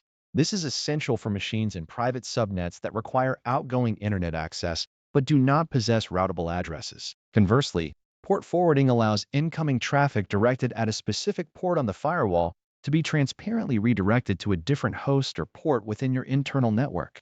Understanding when to use these features requires a clear grasp of your network topology and the security posture you intend to enforce between different zones. Finally, we must consider the administrative commands used to maintain the integrity and functionality of the firewall service. Panic mode is a specialized feature that drops all incoming and outgoing packets, providing an immediate emergency shutdown of network traffic if you suspect an active breach. Furthermore, managing ICMP blocks allows you to control how the system responds to diagnostic traffic, which can assist in stealthing your server from basic network mapping attempts. You should regularly audit your zone assignments and active rules by querying the status of the service, ensuring that no unintended access paths remain open. By mastering these components, you move from simply enabling a firewall to actively architecting the network security of your Linux environment. See you in our next session. Welcome to our discussion on securing your Linux systems using packet filtering utilities. In this lesson, we will focus on the mechanics of NetFilter via the Iptables interface and the simplified layer provided by UFW. NetFilter is a framework within the Linux kernel that allows for interception and manipulation of network packets. The interface we use to communicate with this framework is Iptables, which organizes rules into tables, chains, and targets. The primary table is the filter table, which handles the standard decision-making process for incoming and outgoing traffic. Other tables like NAT, Mangle, and RAW exist for specialized tasks such as address translation, packet modification, and bypassing connection tracking. Within these tables, we have chains such as input, output, and forward, which act as checkpoints for packets traversing the subsystem. When a packet arrives, it is compared against rules in the relevant chain until it encounters a target that decides its fate. Common targets include accept, which allows the packet, DRAP, which silently discards it, and reject, which alerts the sender. We also use connection tracking to implement stateful filtering, identifying if a packet is new, established, related, or invalid. By understanding how these states interact with interfaces and protocols, we can construct robust security policies that govern every byte of data entering or leaving our server. Because mastering Iptables syntax is often error-prone and tedious for administrators, many distributions implement the uncomplicated firewall, or UFW. UFW provides an abstraction layer that allows you to manage firewall policies using simple, human-readable commands rather than raw chain manipulation. Under the hood, UFW still generates Iptables rules, but it simplifies the syntax by automatically handling common requirements like enabling SSH access or allowing specific ports. To operate UFW, you typically interact with a firewall status via enabled or disabled toggles. and you add rules using simple syntax, like allow or deny followed by port numbers or service names. It handles the complexities of ordering and chain placement, ensuring that your most restrictive policies are applied correctly before specific exceptions. This is invaluable when you need to quickly secure a production system without accidentally locking yourself out of a remote shell session. It serves as an excellent tool for standardizing network security policies across different environments, while maintaining the underlying power of the NetFilter architecture. When troubleshooting connectivity or firewall issues, always remember to verify the actual state of the NetFilter tables regardless of how you configured them. You can use the command to list current rules with the line numbers visible, which is essential for understanding the order of operations. If a rule is never hit because a preceding rule has already accepted the packet, your security policy effectively ignores the later configuration. Furthermore, logging is a critical component of any firewall strategy, and you can append log targets to specific rules to record denied traffic patterns in your system journals. This visibility into rejected connection attempts often provides the first clue when investigating potential intrusions or misconfigured network services. Always ensure that your rule sets are atomic and that any changes are tested in a non-production environment before deployment to prevent unexpected service outages. Proper firewall management is a foundational skill that bridges networking knowledge and security hardening best practices in a Linux ecosystem. See you in the next lecture. Welcome back. Today, we are going to explore network bonding and teaming to improve our system availability and performance. In enterprise Linux environments, relying on a single network interface is often insufficient due to the potential for hardware failures or the need for higher throughput. Network bonding and teaming allow us to aggregate multiple physical network interfaces into a single logical interface. This provides both redundancy and load balancing, which are critical for robust server infrastructure. Bonding is a traditional kernel-level feature that has been available in Linux for a long time, whereas teaming is a more recent implementation designed to be modular and user space driven. While both achieve similar goals, they differ in their internal architecture and the configuration interfaces they present to an administrator. Understanding these mechanisms requires a firm grasp of how link aggregation works at the data link layer of the OSI model. By combining two or more network ports, we effectively create an ether channel that the switch sees as one connection. This abstraction layer ensures that if one cable or one port fails, the traffic continues to flow over the remaining link without interruption. To implement bonding, we typically work with the kernel modules and configuration files located in the network scripts directory. The bonding driver acts as a bridge between the physical slaves and the logical interface, which is usually identified as bond 0. We define the bonding mode, which dictates the specific behavior of our virtual interface in terms of failover or traffic distribution. For instance, the active backup mode provides pure redundancy, where one interface remains active while the others are held in standby. This is the simplest and most reliable mode for environments where downtime is the primary concern rather than raw bandwidth. On the other hand, modes like the 802.3 add, which is also known as Link Aggregation Control Protocol or LACP, require support from the managed network switches. When using LACP, the system and the switch negotiate the link parameters dynamically, ensuring that the traffic is balanced across all active members. If we choose to use the round-robin mode, it transmits packets sequentially from the first slave to the last, which successfully increases the throughput of the link. However, this can sometimes lead to out-of-order packets if the receiving device is not expecting such behavior, potentially complicating the reconstruction of TCP streams. Broadcast mode transmits all data on every slave interface, which provides a high level of fault tolerance but significantly reduces effective overall performance. Most modern infrastructures prefer the balance, XOR, or LACP modes because they offer a good compromise between performance and compatibility with standard networking hardware. It is important to remember that all slave interfaces in a bond must generally operate at the same speed and duplex setting to prevent synchronization issues. We also need to configure the EMI monitoring interval, which dictates how often the kernel checks the link state of the slave devices. Teaming is often considered the successor to bonding, offering a more flexible approach through the TM-daemon and the TM-DCL utility.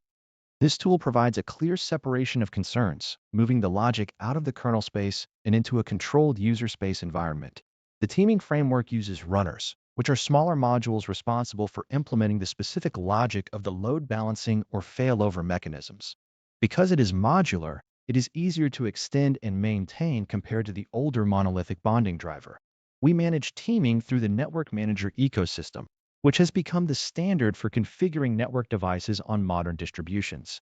Using NMCLI, we can create a team interface, assign slave interfaces to it, and specify the runner type in a single unified workflow. Monitoring the status of our aggregated links is a task that an administrator should perform regularly to ensure health. We can inspect the state of a bond by reading the contents of specific Sudo files in the sysffs file system, usually located under the classnet directory. These files provide real-time information about the active slave, speed status, and error counts observed on the physical ports. If a failure occurs, the redundancy mechanism automatically promotes one of the standby interfaces to take over the primary role. This failover happens in milliseconds, making it transparent to most applications running on the system. When troubleshooting, we should observe the kernel logs, which will report transition events if an interface is marked down or reintegrated into the bond. Persistence is a vital aspect of this configuration, as any manual changes made via command line utilities might not survive a system reboot. We must ensure that our configuration is written to the appropriate persistent files so that the network stack recreates the virtual interfaces during the boot sequence. In modern systems, this means ensuring the configuration is committed to the network manager profiles or the configuration files in the etc. sysconfig network scripts directory. Always verify the configuration after a reboot by checking if the logical interface is up and if it correctly reports the expected slave members. Consistency in these setup steps prevents unexpected connectivity loss in production environments. Mastering this configuration allows us to build reliable, high-performing networks that meet the rigorous standards of modern data center operations. I will see you in the next lecture. Welcome back. Today, we refine how Linux handles hostname resolution by examining the configuration of the client-side DNS stack.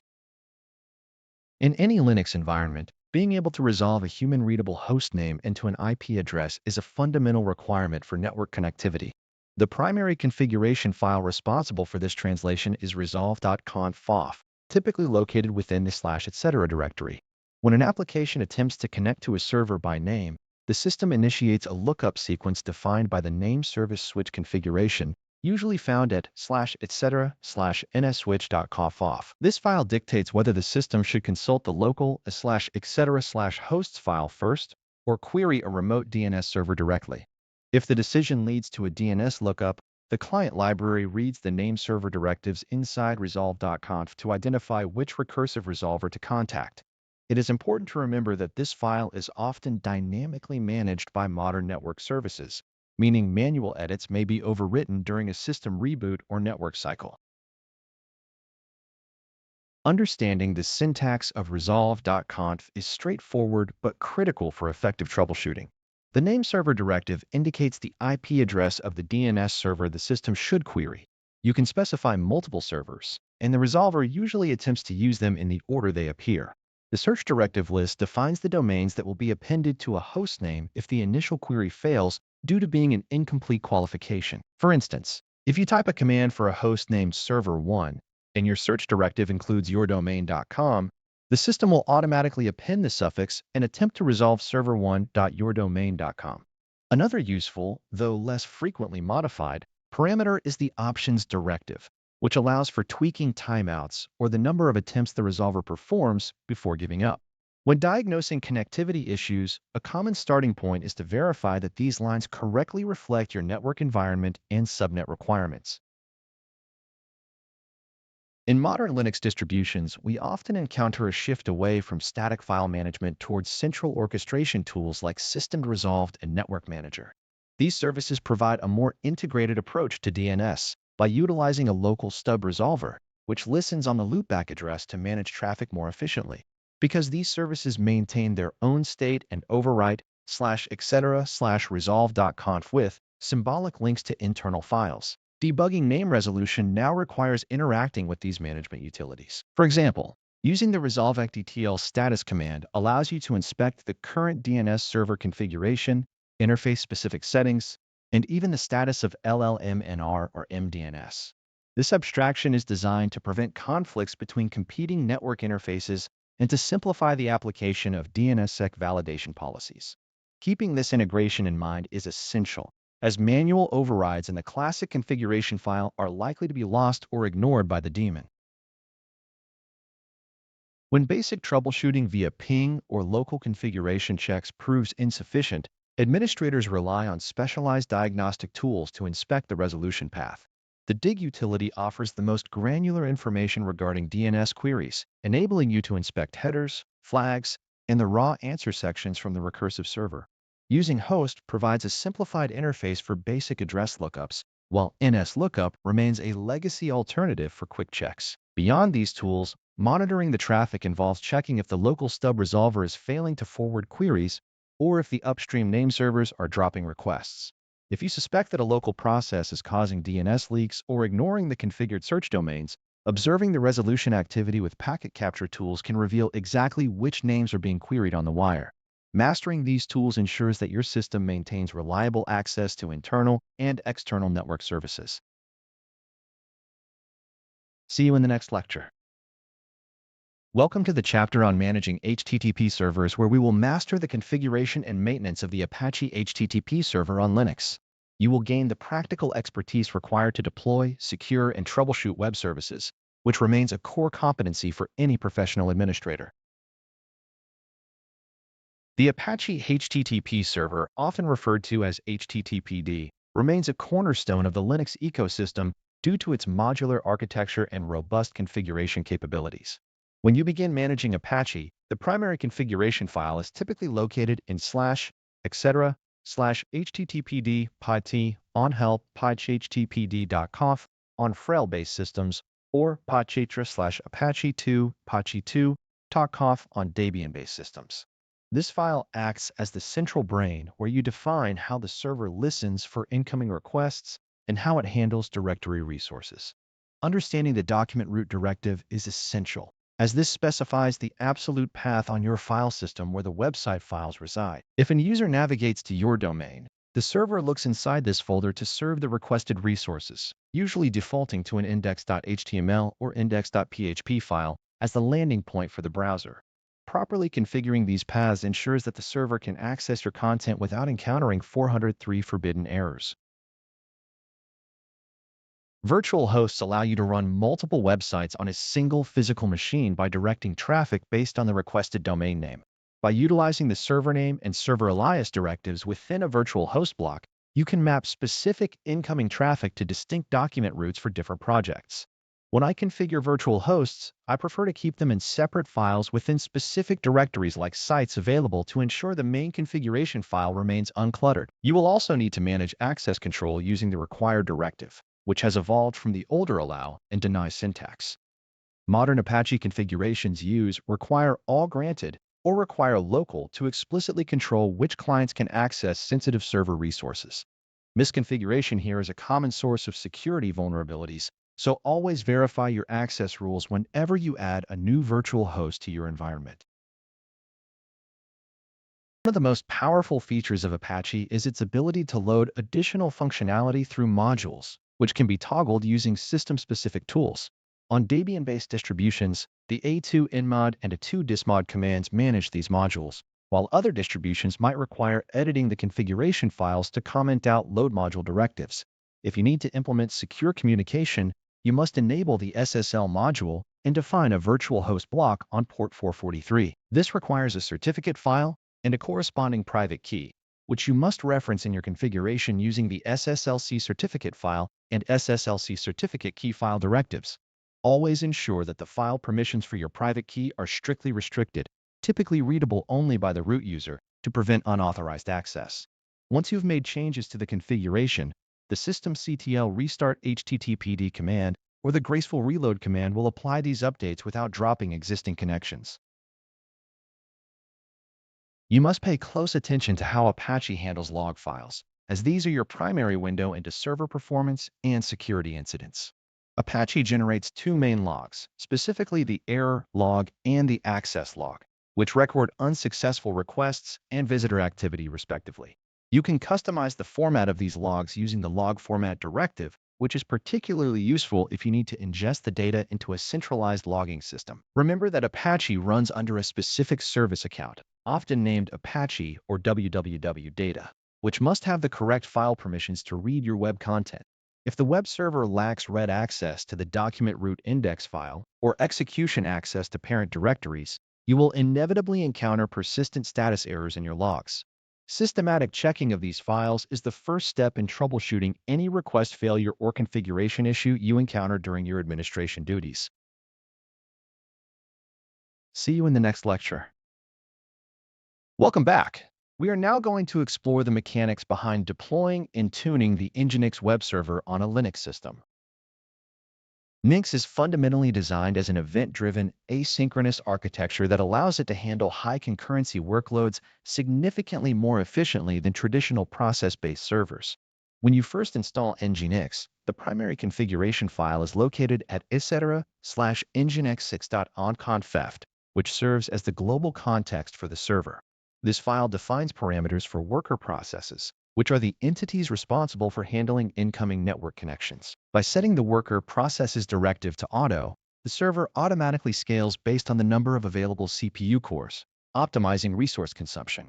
Similarly, the worker connections directive dictates how many simultaneous connections each process can maintain, a value that should be tuned based on expected traffic and system resource availability.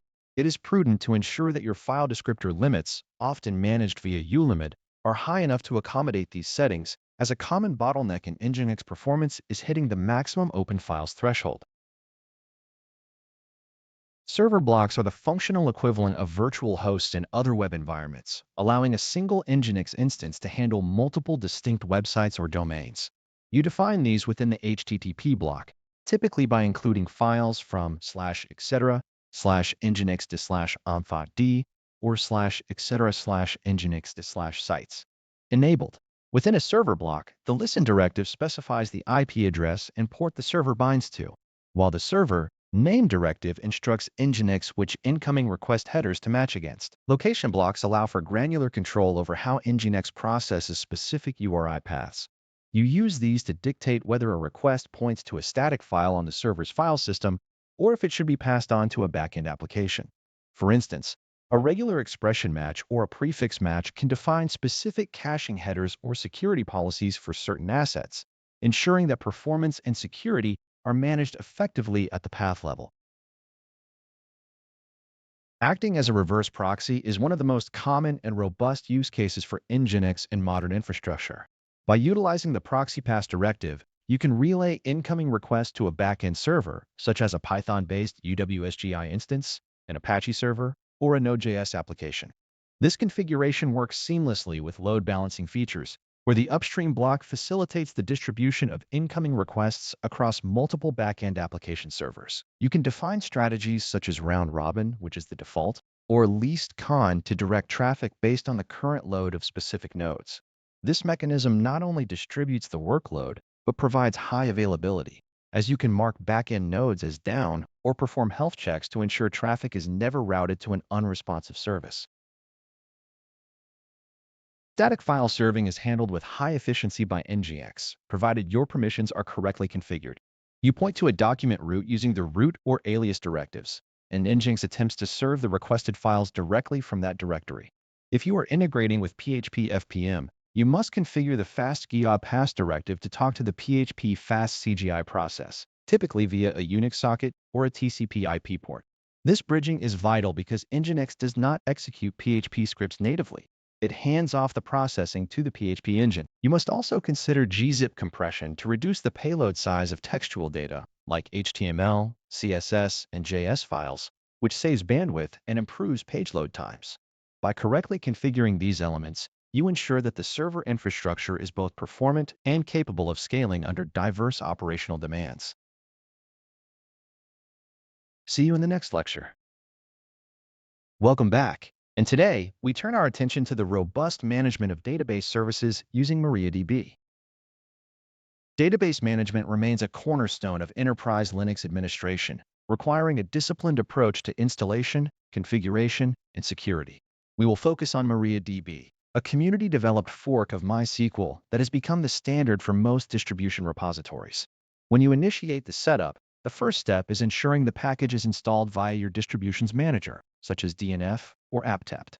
Upon completion of the installation, a service daemon should be enabled and started to ensure the database persists across system reboots. However, simply having the binary running on your system is insufficient for any production-ready environment.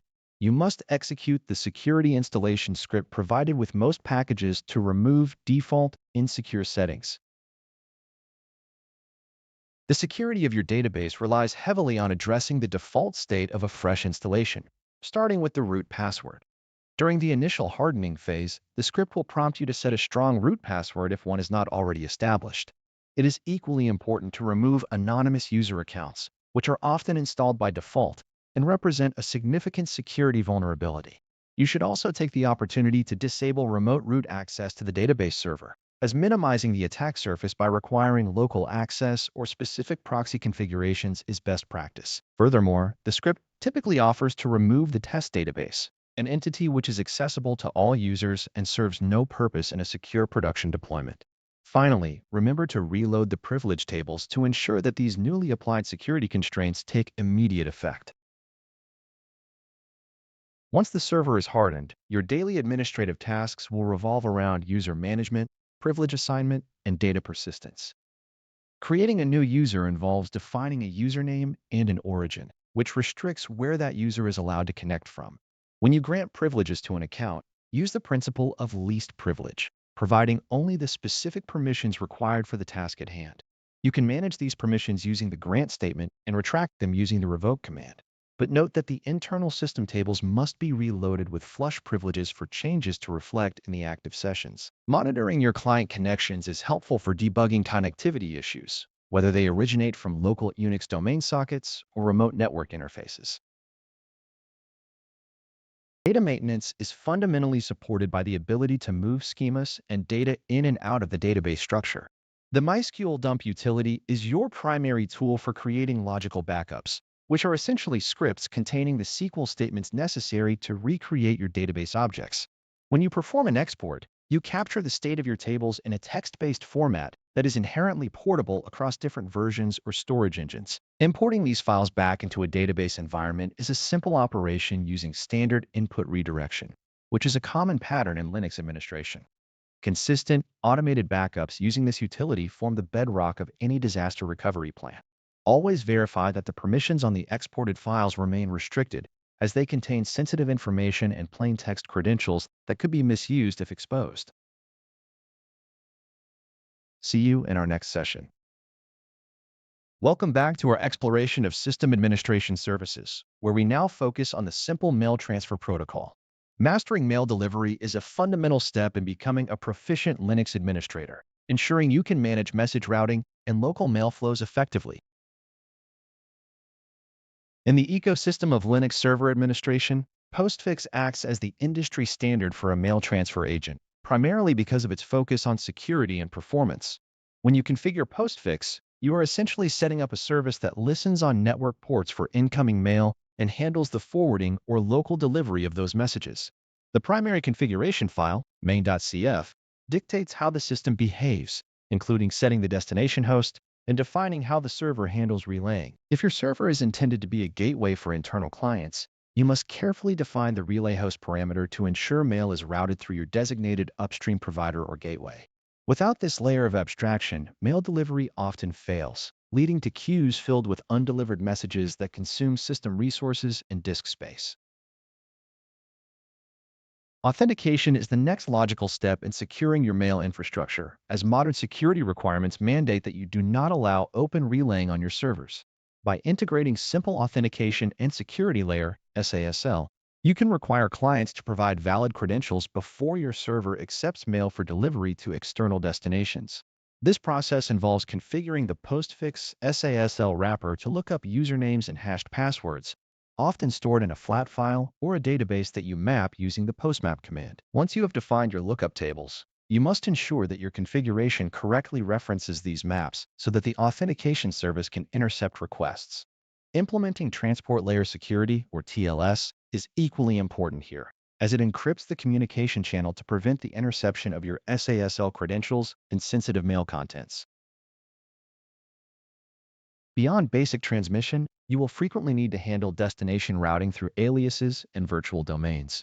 Aliasing allows you to redirect mail address to one local user to another, or even to a remote address, by updating the database file triggered by the new aliases command. When you shift to hosting mail for multiple domains, virtual domains come into play, requiring a departure from relying solely on system users for mailbox accounts. Mapping these virtual domains requires you to structure your lookup tables so the mail system can distinguish between user at domain A and user at domain B correctly. If these lookups are misconfigured, or if the lookup tables are not updated with postmap after a change, the delivery agent will lose its ability to resolve the final recipient correctly. Queue management is the final pillar of a robust mail server setup, primarily because mail delivery is asynchronous and prone to temporary network failures. Tools like PostQ and PostSuper are your primary interface for inspecting and manipulating the mail transfer queue when messages get stuck. You might find yourself needing to purge messages that have failed repeatedly or requeue messages that were delayed due to a temporary outage at the destination host. These utilities interact directly with the directories where Postfix stores its deferred and active messages, allowing you to manage the load on your system. Keeping your mail queues clear is a clear indicator of a healthy, properly configured, and well-monitored mail server environment. See you in the next lecture. Welcome back to the course. Today, we will examine the mechanics of system logging using rsyslog. Rsyslog acts as the central nervous system for system messages in modern Linux distributions. It is an evolved version of the traditional syslog daemon, extending its functionality to include multi-threaded operations, database support, and sophisticated filtering mechanisms. At its core, rsyslog processes logs based on two primary components known as facilities and priorities. Facilities classify the source of the log message, such as mail, cron, kern, or auth, which provides context on where the event originated within the system stack. Priorities, on the other hand, define the severity level of the event, ranging from debug and info to warning, error, and emerge. By combining these, administrators can create selector strings that dictate how specific messages are routed or handled by the system configuration. The configuration file, typically located at etc/rsyslog.conf, follows a structured syntax where each line represents a rule composed of a selector and an action.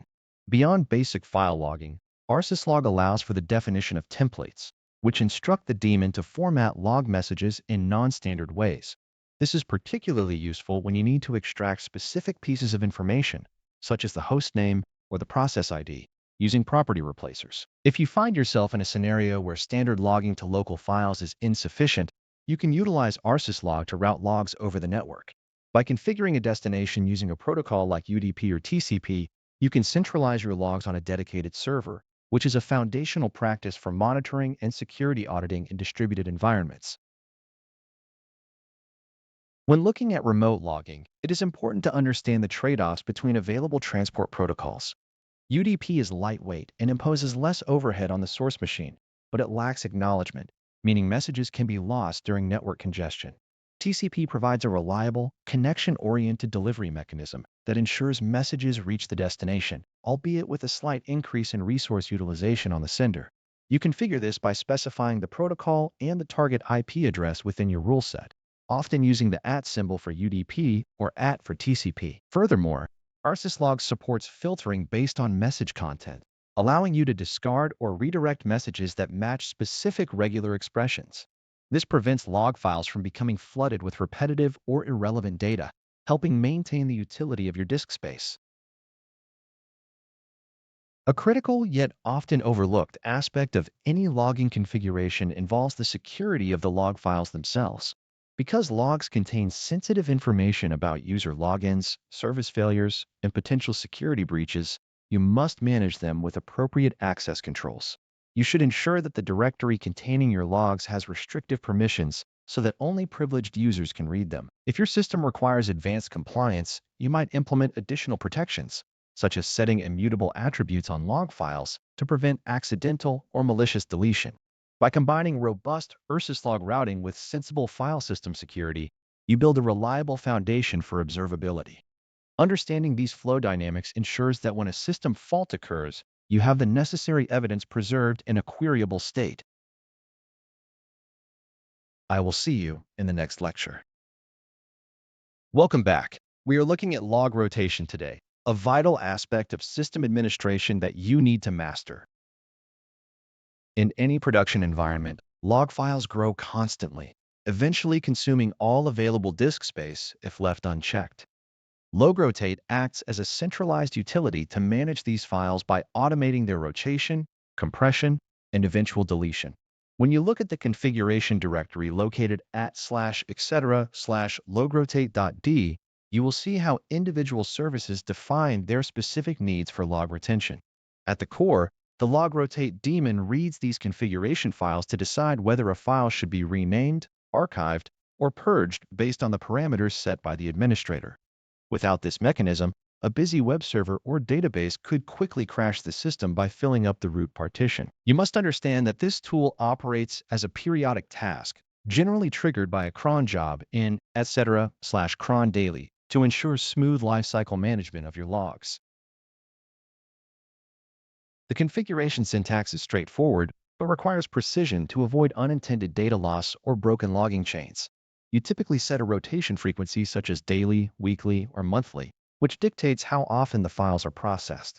Beyond time-based triggers, you can opt for size-based rotation, where a log is rotated only after reaching a specific threshold like 100 megabytes.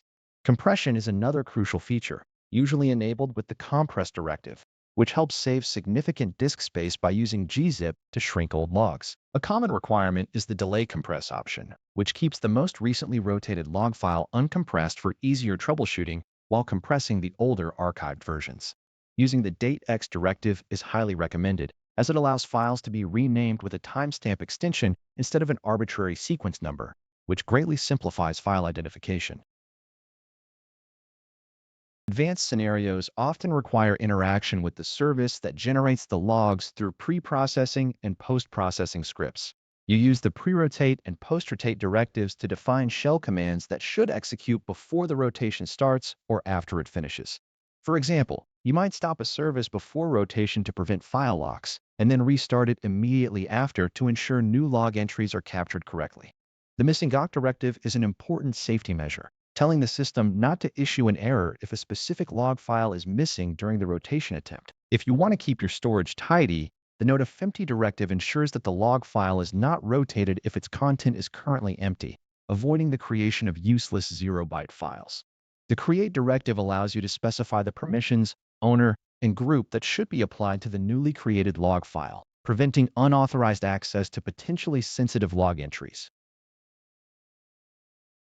Managing Logrotate configuration involves careful attention to system state, particularly when dealing with high-volume services.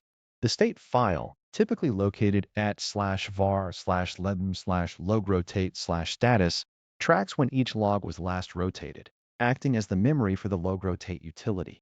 If you are developing a custom configuration and need to test it, always use the verbose and force flags from the command line to see exactly what would happen during a run without waiting for the scheduled job. Debugging mode is your best friend when troubleshooting complex rotations, as it prints the entire intended execution path to your terminal without touching the actual file system.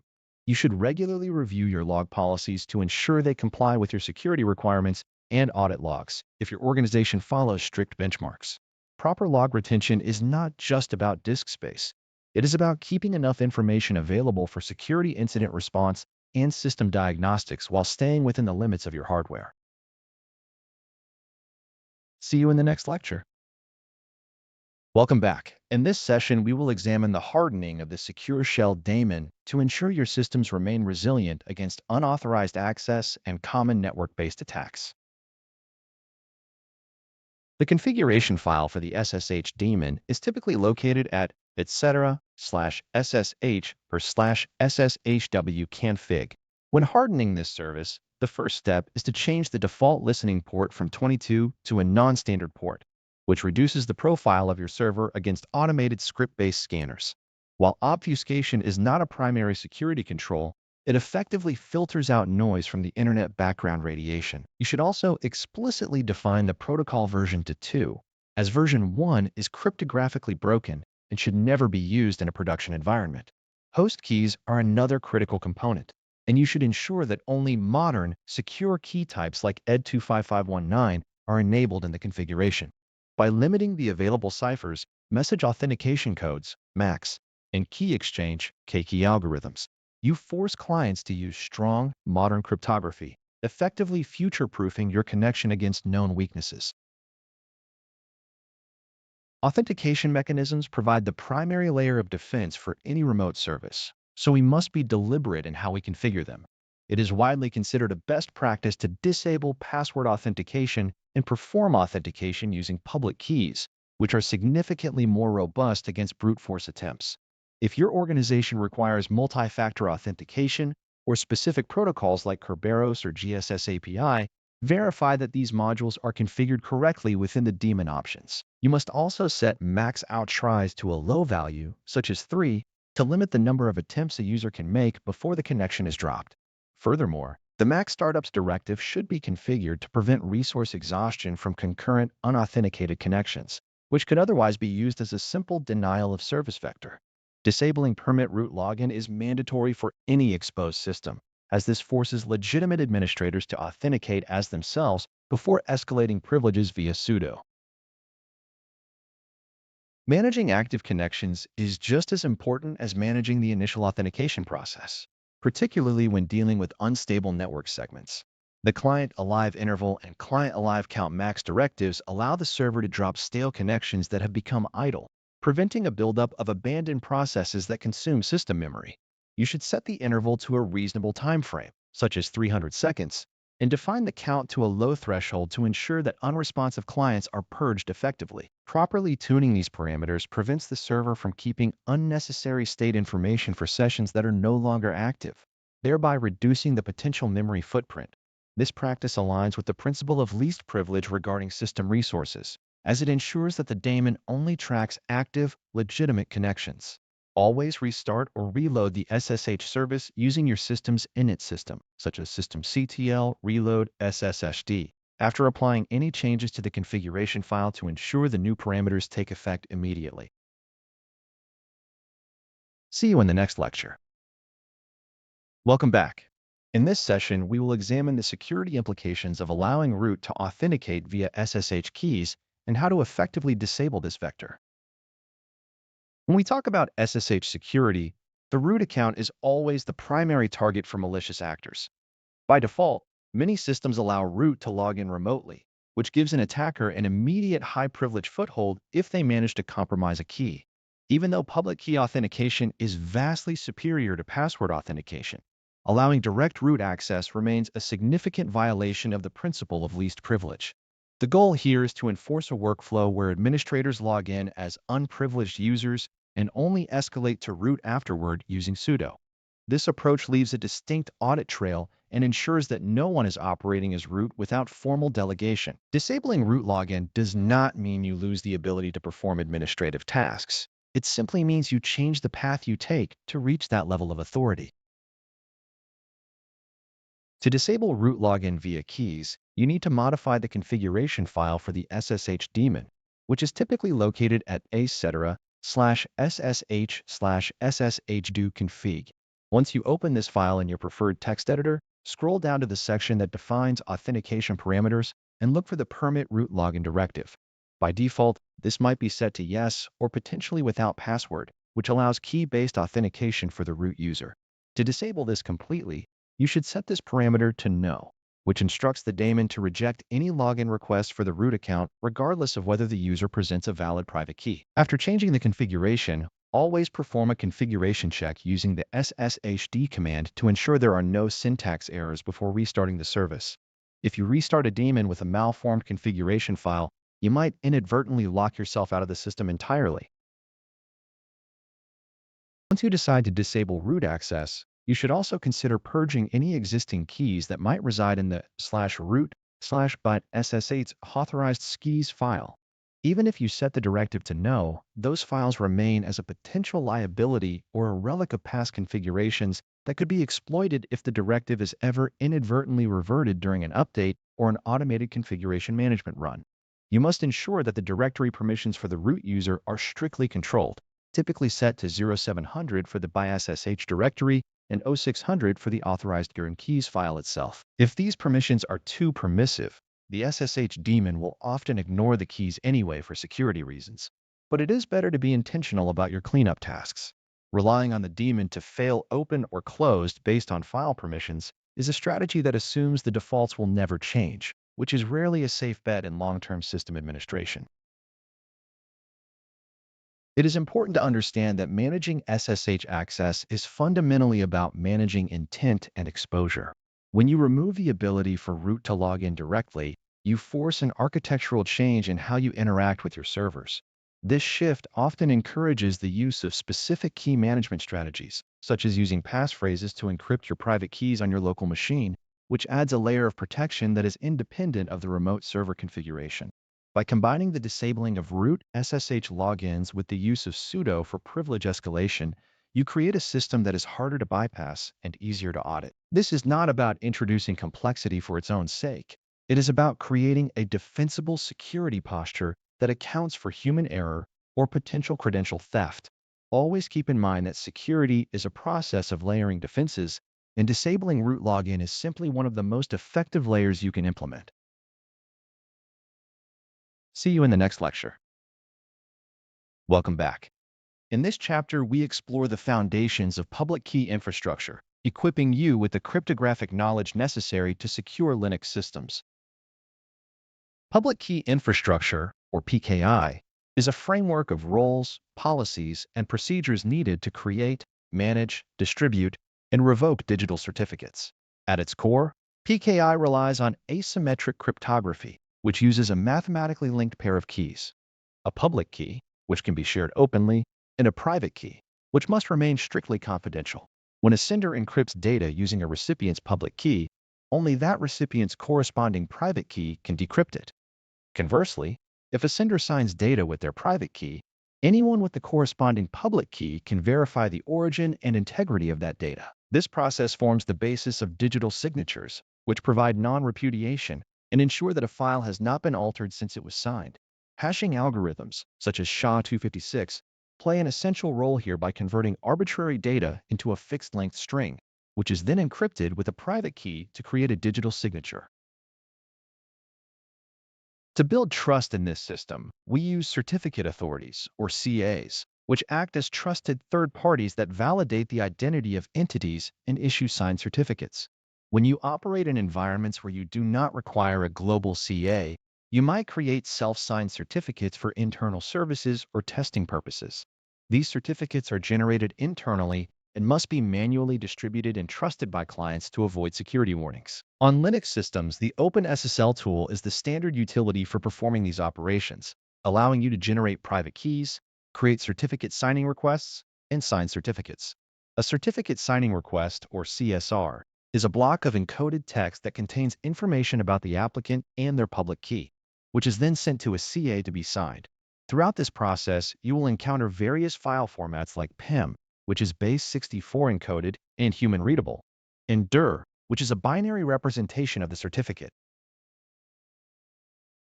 Because keys can be compromised, maintaining the integrity of PKI requires mechanisms for checking the current status of certificates. Certificate revocation lists, or CRLs, are files containing a list of certificates that have been revoked by the issuer before their intended expiration date. Clients consult these lists to ensure they are not establishing a connection with a compromised or invalid entity. Because CRLs can grow quite large and become inefficient, OCSP, or the Online Certificate Status Protocol, acts as a more lightweight alternative for checking revocation status in real time. OCSP stapling further optimizes this by allowing the server, rather than the client, to query the CA for the status of its certificate periodically and staple the time-stamped proof of validity to the handshake. This reduces the latency for the client and improves the privacy of the communication channel. Understanding these cryptographic primitives is not merely a theoretical exercise, as they underpin almost every modern secure service you will manage on a Linux server. In your day-to-day administrative tasks, you will frequently handle private keys, which must be protected by strict file permissions to ensure that only the root user or the specific service account has read access. A well-configured system relies on a chain of trust, and familiarity with how certificates are verified is essential for troubleshooting broken TLS connections or misconfigured web servers. As you gain more experience, you will see how these components fit together to secure remote access, authenticated data transfers, and encrypted inter-process communications. The mastery of these concepts ensures that you can design secure environments that are resilient against interception and impersonation attacks. See you in the next lecture. Hello, welcome back. Today we turn our attention to the Secure Copy Protocol, a utility that provides a means for transferring data between hosts on a network with the same security guarantees as the Secure Shell infrastructure. When we interact with remote systems, the ability to move files efficiently and securely is a fundamental requirement of any system administrator. The SCP command serves this purpose by leveraging SSH for both authentication and encryption, ensuring that our data remains private while in transit over an untrusted network. At its simplest, the command syntax mirrors the familiar CP command, taking a source and a destination as arguments. To move a file from your local machine to a remote server, you define the source path followed by the destination remote path, which is specified using the user@host path format. This interaction effectively abstracts the complexities of the underlying secure tunnel, allowing us to treat remote resources as if they were nearly local. Because it relies on the SSH protocol, you gain all the benefits of existing authentication mechanisms, including the ability to utilize public key infrastructure for seamless, passwordless transfers. Handling directories often necessitates the use of the recursive flag, denoted as a capital R, which instructs the utility to traverse the local tree and recreate the structure on the remote end. It is occasionally useful to preserve the original file attributes, such as modification times, access times, and file modes, which can be accomplished by including the P flag. When your remote gateway or SSH service runs on a non-standard port, you are not limited to the default TCP port 22, as the capital P flag allows you to explicitly define the destination port number. You might also find yourself in a scenario where you need to authenticate using a specific private key rather than your default key identity. In this instance, the -y flag lets you point to the exact identity file required for that specific connection.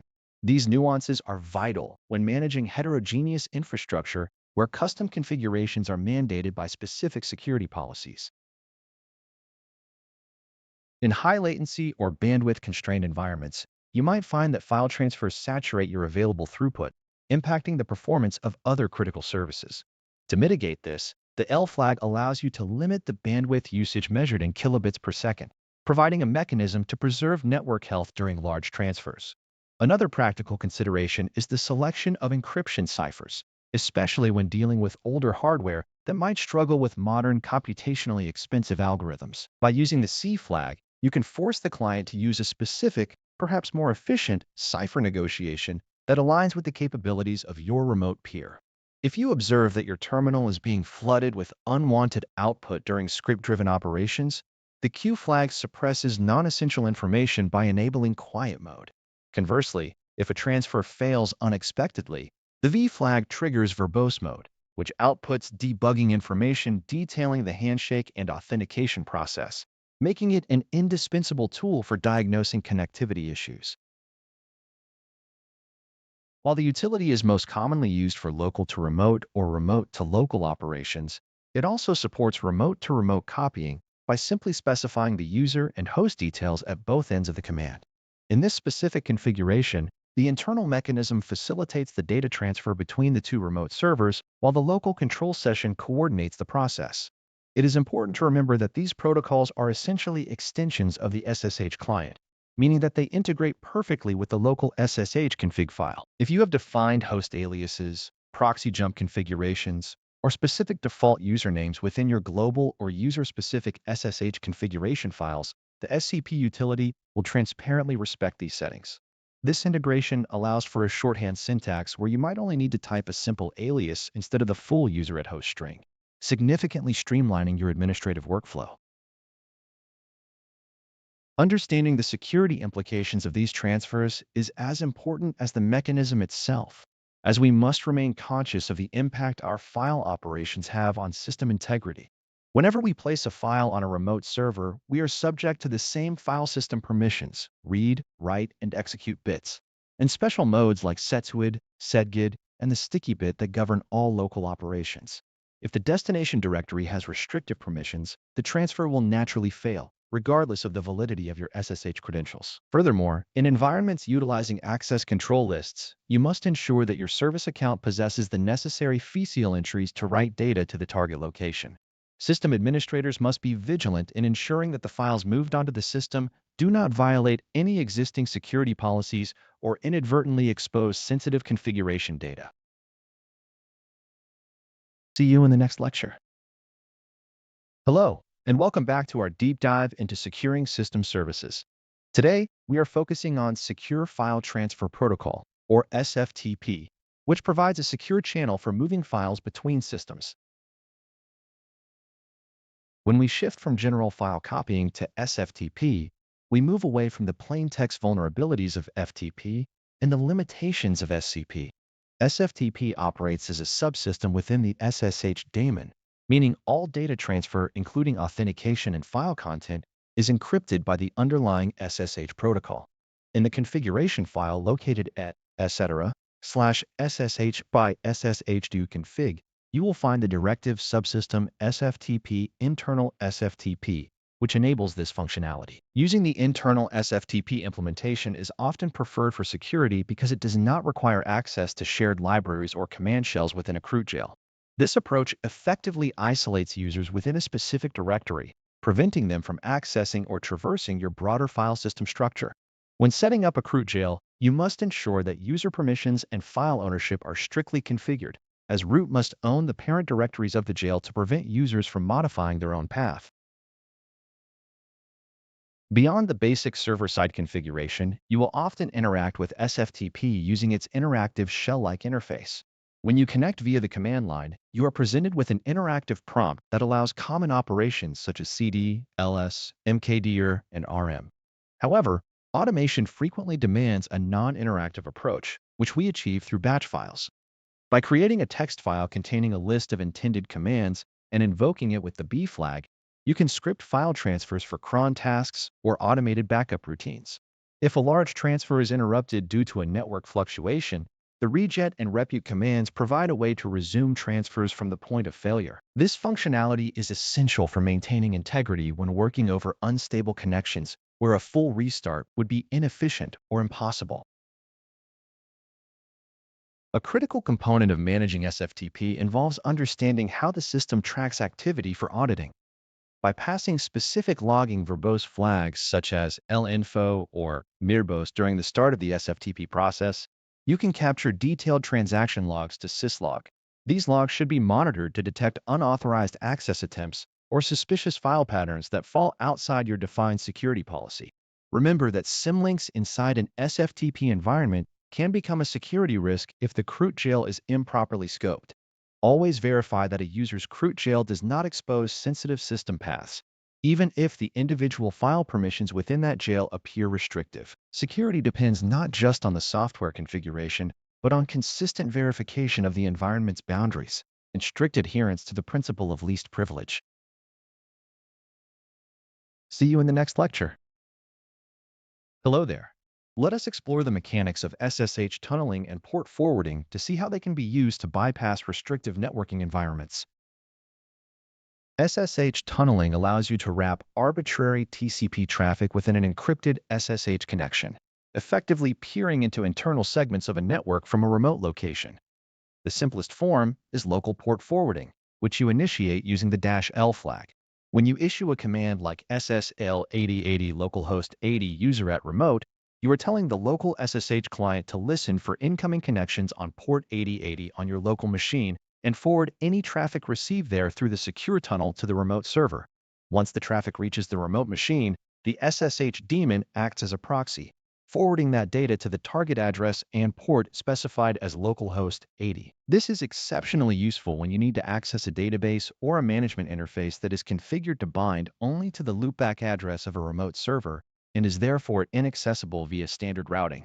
Because the traffic within the tunnel is encrypted, it creates a secure bridge that evades basic network surveillance and filter triggers. You must be cognizant that the SSH daemon on the target server needs to permit TCP forwarding for this to function correctly, an option controlled by the Allow TTP Forwarding directive in the SSH config file. Remote port forwarding works in the inverse direction, enabling you to expose a service residing on a local network behind a firewall to the outside world. By using the -R flag, such as SSHR8080, localhost 3000 user at remote, you instruct the remote server to listen on its own port 8080 and forward any traffic hitting that port back through the established SSH connection to your local machine, where it finally reaches port 3000. This pattern is essential for developers or administrators who need to provide temporary, secure access to an ephemeral service or a local staging environment without reconfiguring their inbound firewall rules. The gateway port's SSH configuration parameter on the server governs whether these forwarded ports are bound to the loopback interface only or exposed to other external interfaces, which is a consideration for your site security policy. Misconfiguration here could inadvertently open a service to the broader network, so exercise caution when modifying server daemon settings to support broader access. Dynamic port forwarding transforms your SSH client into a SOCKS proxy server by utilizing the -D flag. When you run SSH D9990 user at remote, the local side opens a port 9090 that translates SOCKS protocol requests into forwarded traffic, allowing your web browser or any SOCKS-aware application to route all its traffic through the SSH session. This is significantly more flexible than static port forwarding because it adapts to the destination of the application's traffic rather than anchoring to a fixed backend target. If you require multi-hop connections, you can utilize the proxy jump or the legacy proxy command directive to chain SSH connections through an intermediate bastion host. By setting up the proxy jump directive in your Initramfs assets config file, you can achieve transparent hopping, where the client manages the negotiation of the intermediary tunnels automatically. These techniques effectively render traditional hop-by-hop authentication unnecessary for the end user by streamlining the connection establishment process while maintaining the integrity of the encrypted transport.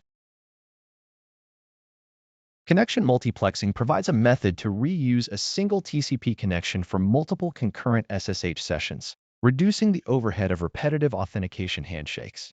By defining a control master directive in your configuration and pathing the control path to a reusable domain socket, subsequent SSH commands to the same host will detect the active master socket and attach to the existing encrypted tunnel. This not only improves speed for automation tasks, but also lowers the resource consumption on both the client and the server. The multiplexing mechanism behaves much like an abstraction layer, hiding the latency of new connection setups behind an already authenticated session. X11 forwarding represents another form of transport, allowing the display of graphical interfaces over the secure channel. Despite its specialized nature, understanding how X11 forwarding tunnels the X11 protocol over the existing secure pipe remains a relevant skill when you encounter legacy environments that require graphical diagnostics tools which cannot be natively executed on headless servers. See you in the next lecture. Welcome back.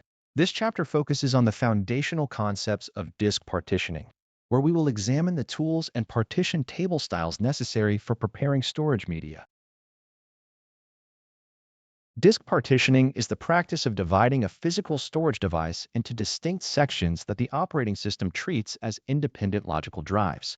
Before a computer can write data to a disk, it must have a partition table that defines the layout and structure of these segments.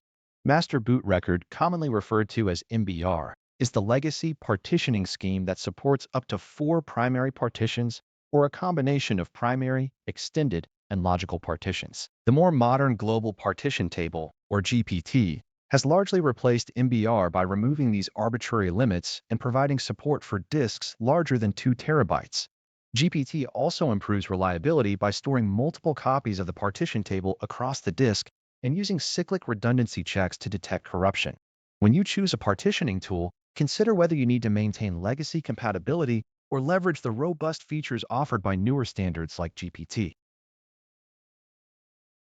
The fdisk utility is a text-based, menu-driven program primarily used for manipulating MBR partition tables. It works by presenting an interactive prompt where you read the current state, delete existing partitions, or create new ones using specific commands. While fdisk is limited in its support for newer features, it remains a ubiquitous tool for quick modifications on standard disks. In contrast, the parted utility is significantly more powerful because it supports both MBR and GPT partition tables. Parted can satisfy requirements for both interactive usage and non-interactive scripting, making it ideal for automation in large environments. For instance, you can use the mkclabel command to initialize a new disk with a specific table type, or use mkpart to define boundaries. The ability to specify precise start and endpoints is crucial when you must ensure proper alignment for modern flash-based storage performance. Alignment is a critical aspect of disk preparation that directly influences input and output performance. When partitions are not aligned correctly with the underlying physical sectors, the system may perform unnecessary read or write operations to satisfy a single logical request. Older MBR systems relied on cylinder, head, and sector geometry, but modern systems utilize logic block addressing, or LBA, which abstracts these physical constraints. When creating a partition, you should aim for optimal alignment to avoid the performance degradation associated with misaligned data structures. Tools like fdisk and parted often provide defaults to assist with this, but it is important to verify that your partitions start at boundaries compatible with your disk's native sector size. If you discover that a resize operation is needed after creating a layout, remember that the resize part command in parted can adjust the boundaries without requiring a full deletion and recreation of the data structure. Managing drive identifiers becomes more important as your infrastructure scales, as you cannot always rely on device nodes remaining constant. When you look at output from a utility like print and parted, you identify partitions based on their path, but these identifiers are subject to the discovery order of the kernel.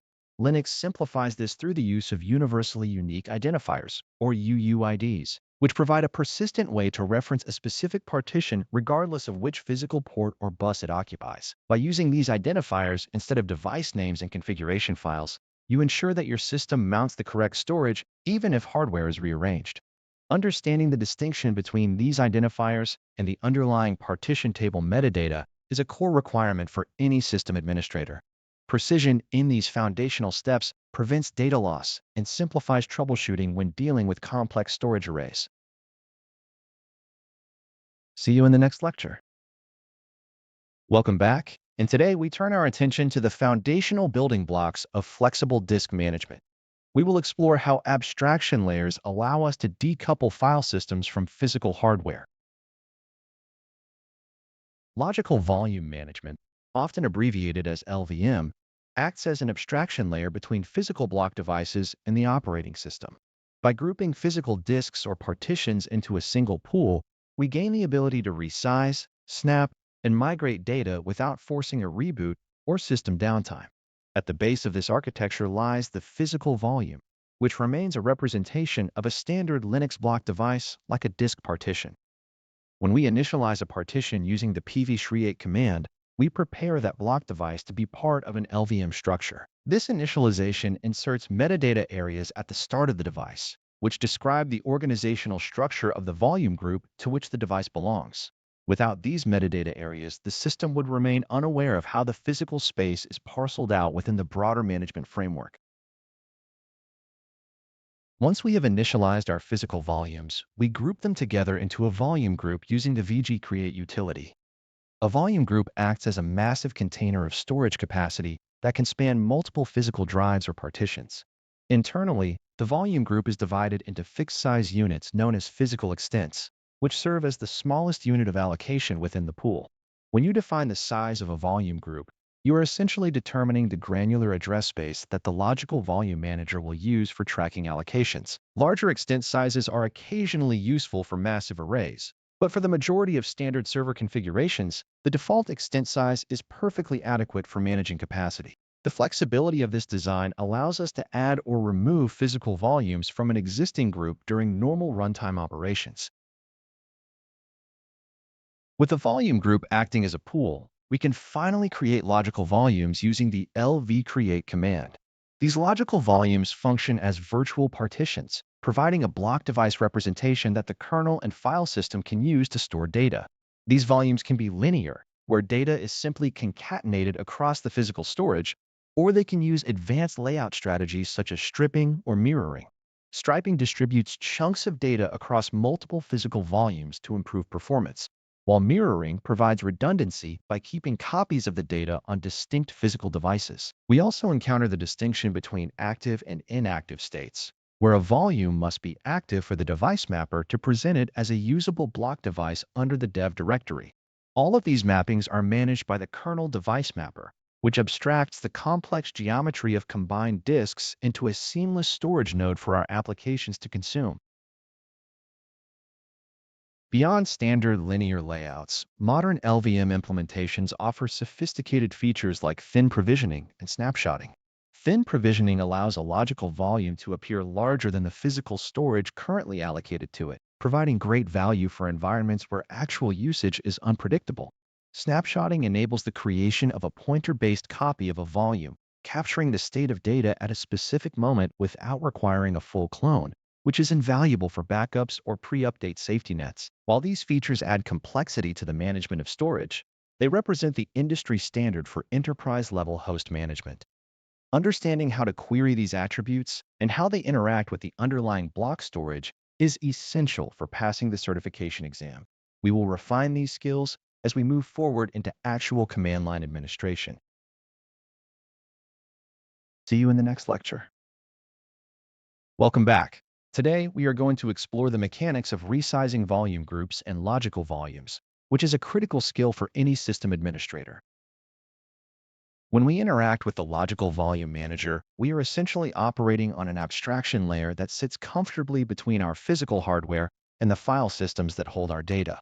A volume group acts as a storage pool consisting of one or more physical volumes, and from this pool, we carve out logical volumes. Expanding a volume group is a straightforward operation where you add additional physical volumes to the existing group using the vgextend command. This allows the volume group to reclaim the free space provided by the new physical disks, which immediately becomes available for allocation. Conversely, if you need to remove a disk from the group, you must use pvmove to migrate all extents to other physical volumes within that same group first. Only when the target physical volume is entirely empty can you safely perform a vgreduce operation to remove it from the volume group structure. Resizing logical volumes requires careful consideration of the file system residing on top of them.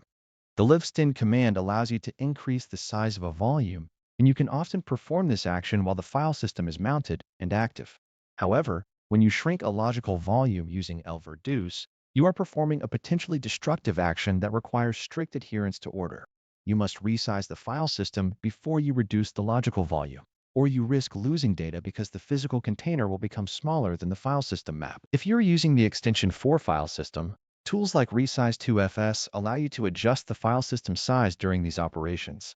For XFS file systems, the XFS growths tool is the standard utility for expansion, though it is important to remember that XFS file systems currently do not support shrinking at the file system level. Maintenance of the metadata layer is an aspect often overlooked until a failure occurs. The volume group metadata defines the layout of your logical volumes, and keeping a backup of this configuration is a prudent administrative habit. You can use vgcfg backup to capture the current state of your volume group metadata into a flat file, usually stored within or etc/lvm push backup. In the event of a configuration corruption, vgcfgrestore allows you to revert to a known good state, effectively rescuing your volume structure. Furthermore, LVM keeps track of physical volumes through a cache, and sometimes synchronization becomes necessary if the cache deviates from the reality on the disk. Using pvsync or updating the LVM global configuration through lvm.conf can help manage filters and prevent the scanner from attempting to initialize unwanted devices or loops.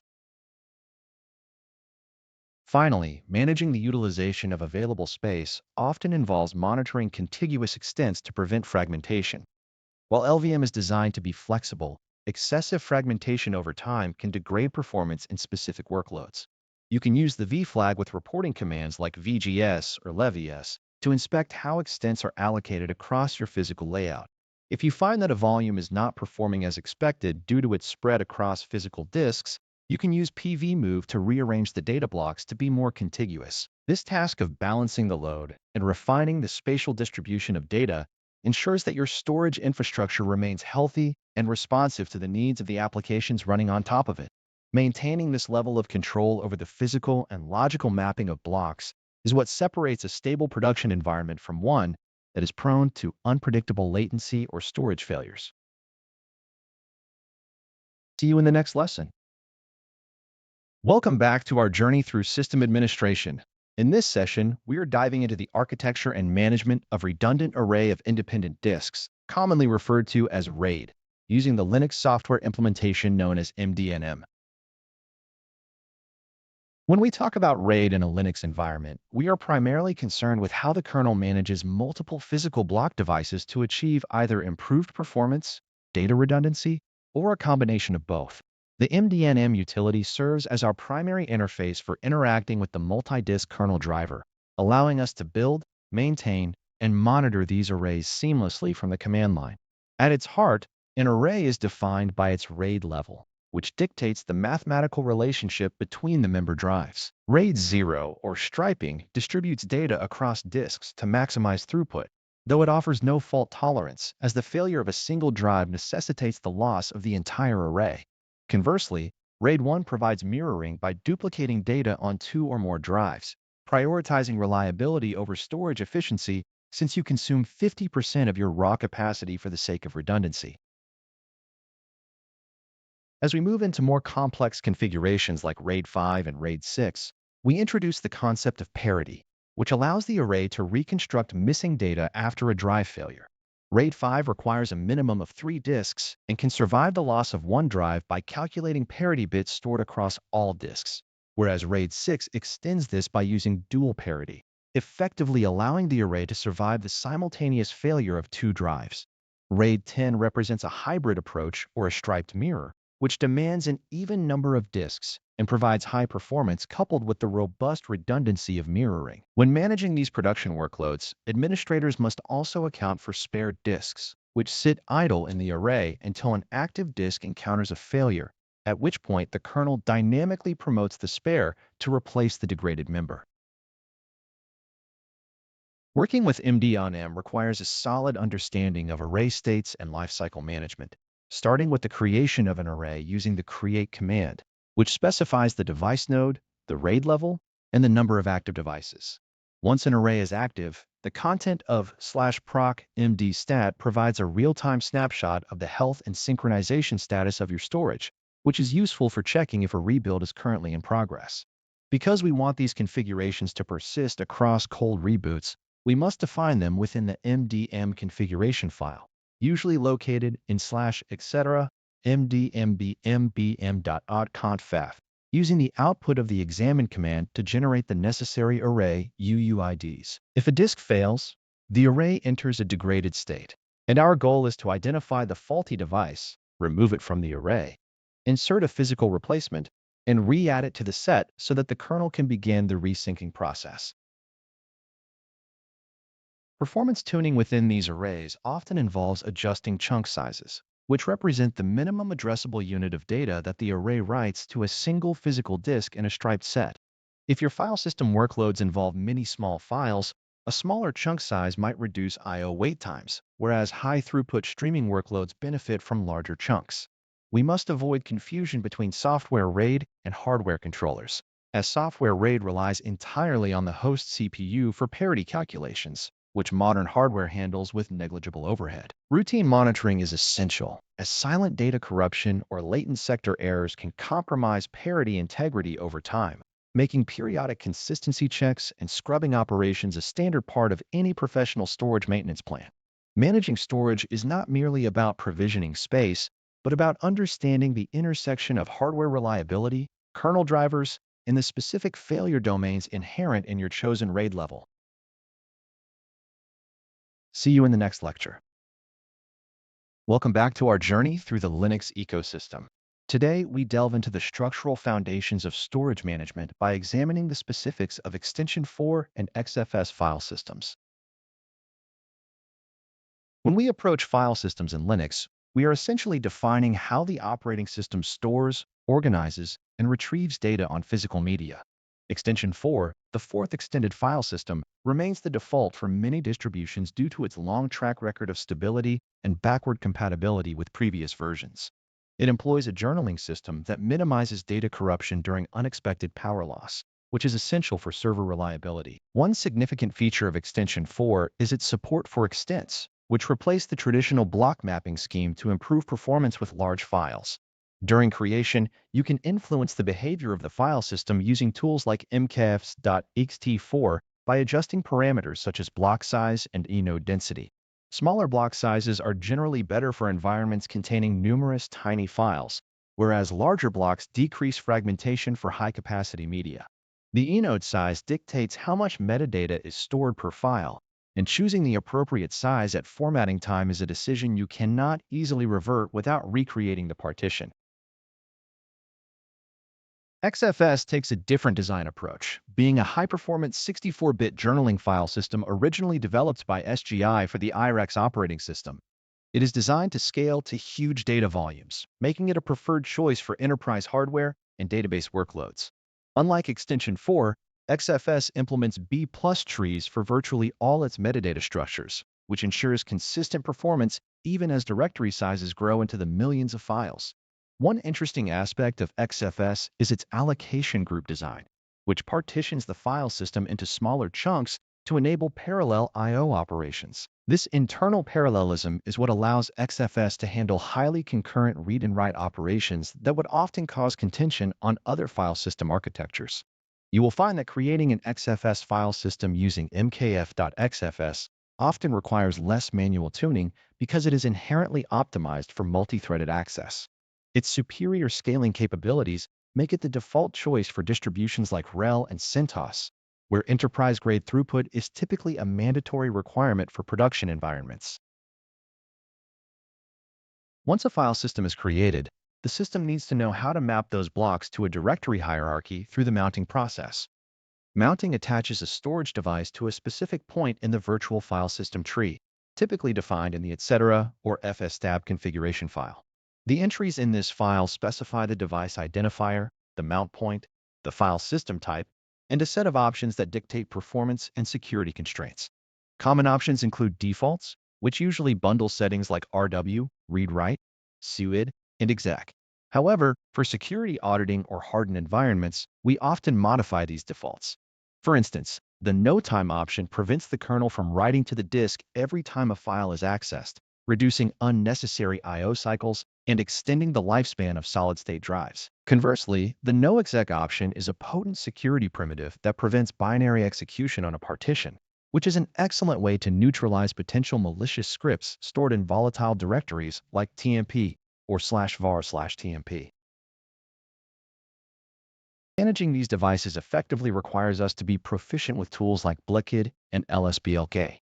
The Blickid command is our primary utility for locating universally unique identifiers, or UUIDs, which provide a persistent way to reference a partition regardless of its device node assignment. Using UUIDs and /etc/fstab is considered a best practice because device names like dev/sdb can change depending on the plugin order or hardware controller behavior. We use lsblba to visualize the storage topology, presenting a tree structure that reveals how our physical disks, partitions, and logical volumes relate to one another. This tool reports information derived directly from the sysff's kernel interface, making it an indispensable starting point for diagnosing mount failures or identifying why a specific file system is not behaving as expected. As you monitor your systems, having a clear mental model of how the kernel sees your storage layout will prove invaluable during troubleshooting sessions. See you in the next lecture. Welcome back. Today we are going to explore the mechanics behind mounting network shares using the network file system, commonly known as NFS. When we talk about distributed file systems in a Linux environment, NFS stands out as the standard protocol for sharing directories over a network. At its core, the server exports a directory, and the client mounts that remote directory onto its local file system hierarchy as if it were a local disk. The mounting process relies on a client-side component that interfaces with the kernel to translate system calls into network requests. Historically, NFS version 3 was the default, but modern distributions strongly prefer version 4 due to its improved security and stateful nature. Version 4 no longer requires various auxiliary services like port mapper or mount to be opened through every firewall port, making it much more network administrator friendly. You initiate a mount using the mount command, where you specify the remote server hostname or IP address, followed by the export path in your local mount point. This is essentially how we bridge the gap between physically disparate storage systems to create a unified view of our data. Performance and reliability often depend on the specific flags passed during the mount operation, particularly regarding protocol choice and recovery behavior. You might choose TCP or UDP as the underlying transport layer, though TCP is strictly recommended for modern network stability. Beyond the protocol, the behavior during network partitions is governed by the distinction between hard and soft mounts. A hard mount will cause a process to hang indefinitely if the server becomes unresponsive, which is generally safer for data integrity because it forces the application to wait for the server to return. Conversely, a soft mount will eventually return an error to the application after a timeout period, which may be preferable for non-critical services that should not lock up the entire system. You can further tune these interactions with the timeo and retrans parameters, which dictate how long the client waits before retrying a request and how many attempts it should make before signaling failure. Effectively balancing these options allows you to tailor the client behavior to the specific latency characteristics of your local network environment. Persistence is a recurring theme in Linux administration, and network mounts are no exception because these mounts disappear after a reboot. To make them permanent, we rely on the file system table, commonly edited in the etc. fstab file. Within this file, you define the source, the destination mount point, the file system type, and the necessary options string that mimics what you would provide on the command line. A critical consideration for automated mounting is the netdev option, which instructs the system to wait until the network stack is initialized before attempting to mount the share. If you find the boot process stalling during network initialization, the autos service provides a sophisticated alternative. Autos functions as a kernel-level daemon that only mounts a share when it is actually accessed, automatically unmounting it after a period of inactivity. This approach significantly reduces unnecessary network traffic and initial boot time by deferring the mount operation until the very moment it is required. Security within the NFS ecosystem has evolved significantly, particularly with the introduction of Kerberos support in NFS version 4. In traditional setups, mounting relies on IP-based export lists, which can be spoofed on insecure networks. By using the ses=krb5 option, you introduce cryptographic authentication, requiring both the server and client to prove their identity before data is exchanged. This integration ensures that the file access permissions on the server are enforced based on the authenticated user identity rather than just the client machine's IP address. If your environment requires strict security compliance, you must ensure that your kernel supports these security layers and that your time synchronization services are accurately tracking global time. Without perfectly synchronized clocks, Kerberos tickets will expire, preventing authentication and rendering your remote shares inaccessible. Managing these shares effectively means understanding both the functional connectivity of the mount and the hardening required to protect the data in transit. See you in the next lecture. Hello, and welcome to our final reflection on the material we have covered together today. We have navigated through a vast landscape of Linux administration, covering everything from the fundamental text processing tools like Grep, Sed, and Awk, to the intricate details of kernel module management and system targets. Achieving proficiency in this field is not merely about memorizing command syntax. It is about developing a systematic approach to problem solving. When you sit for the exam, remember that the environment you are faced with is a real running system, not a theoretical abstraction. Your ability to navigate man pages and info documents is a skill that distinguishes a seasoned administrator from someone who merely relies on memory. Always treat the official documentation as your primary source of truth, especially when you encounter unexpected behavior during a performance tuning task or a networking configuration challenge. The heart of the LFCS examination lies in your capacity to operate within strict time constraints while maintaining logical consistency in your actions. We have discussed the nuances of process management, from monitoring states with PS and top to adjusting priorities with Nice and Renice, all of which are critical when the system is under load. When dealing with complex storage configurations like LVM or RAID, take a moment to verify your steps before execution, as data integrity remains the highest priority. The same level of caution should be applied when managing system security, whether you are configuring firewall zones, writing Iptables rules, or managing Linux booleans. Security is a continuous process of hardening, monitoring, and auditing, not a one-time setup that you can simply check off a list. Regarding the practical aspect of the certification, remember that the exam is designed to test your ability to fix broken systems under pressure. When a kernel panic or a broken dependency chain arises, your strategy should always involve isolating the issue before attempting a broad fix. Use your knowledge of logs, specifically the findings from journalctl and Resolv, to establish a baseline of what is failing and why. If you find yourself stuck, go back to the basics of verifying file permissions, checking for syntax errors in configuration files, or ensuring that the services you expect to be running are actually active. This logical workflow is what will carry you through to completion even when the environment throws an unexpected variable your way. It is equally important to maintain a clean and disciplined environment when managing user accounts and system resources. We explored the complexities of local account management, password aging, and privilege escalation through Sudo, which are foundational for maintaining a secure multi-user environment. As you move forward, keep honing your skills with package managers like DNF and apt, and remember that repository management and GPG key verification are vital for maintaining the supply chain integrity of your software. Whether you are dealing with network bridges, bonding, or complex routing tables, the underlying principles of encapsulation and protocol behavior remain constant. Keep your tools sharp by practicing in simulated environments until the commands become second nature and your focus can shift from syntax to architecture.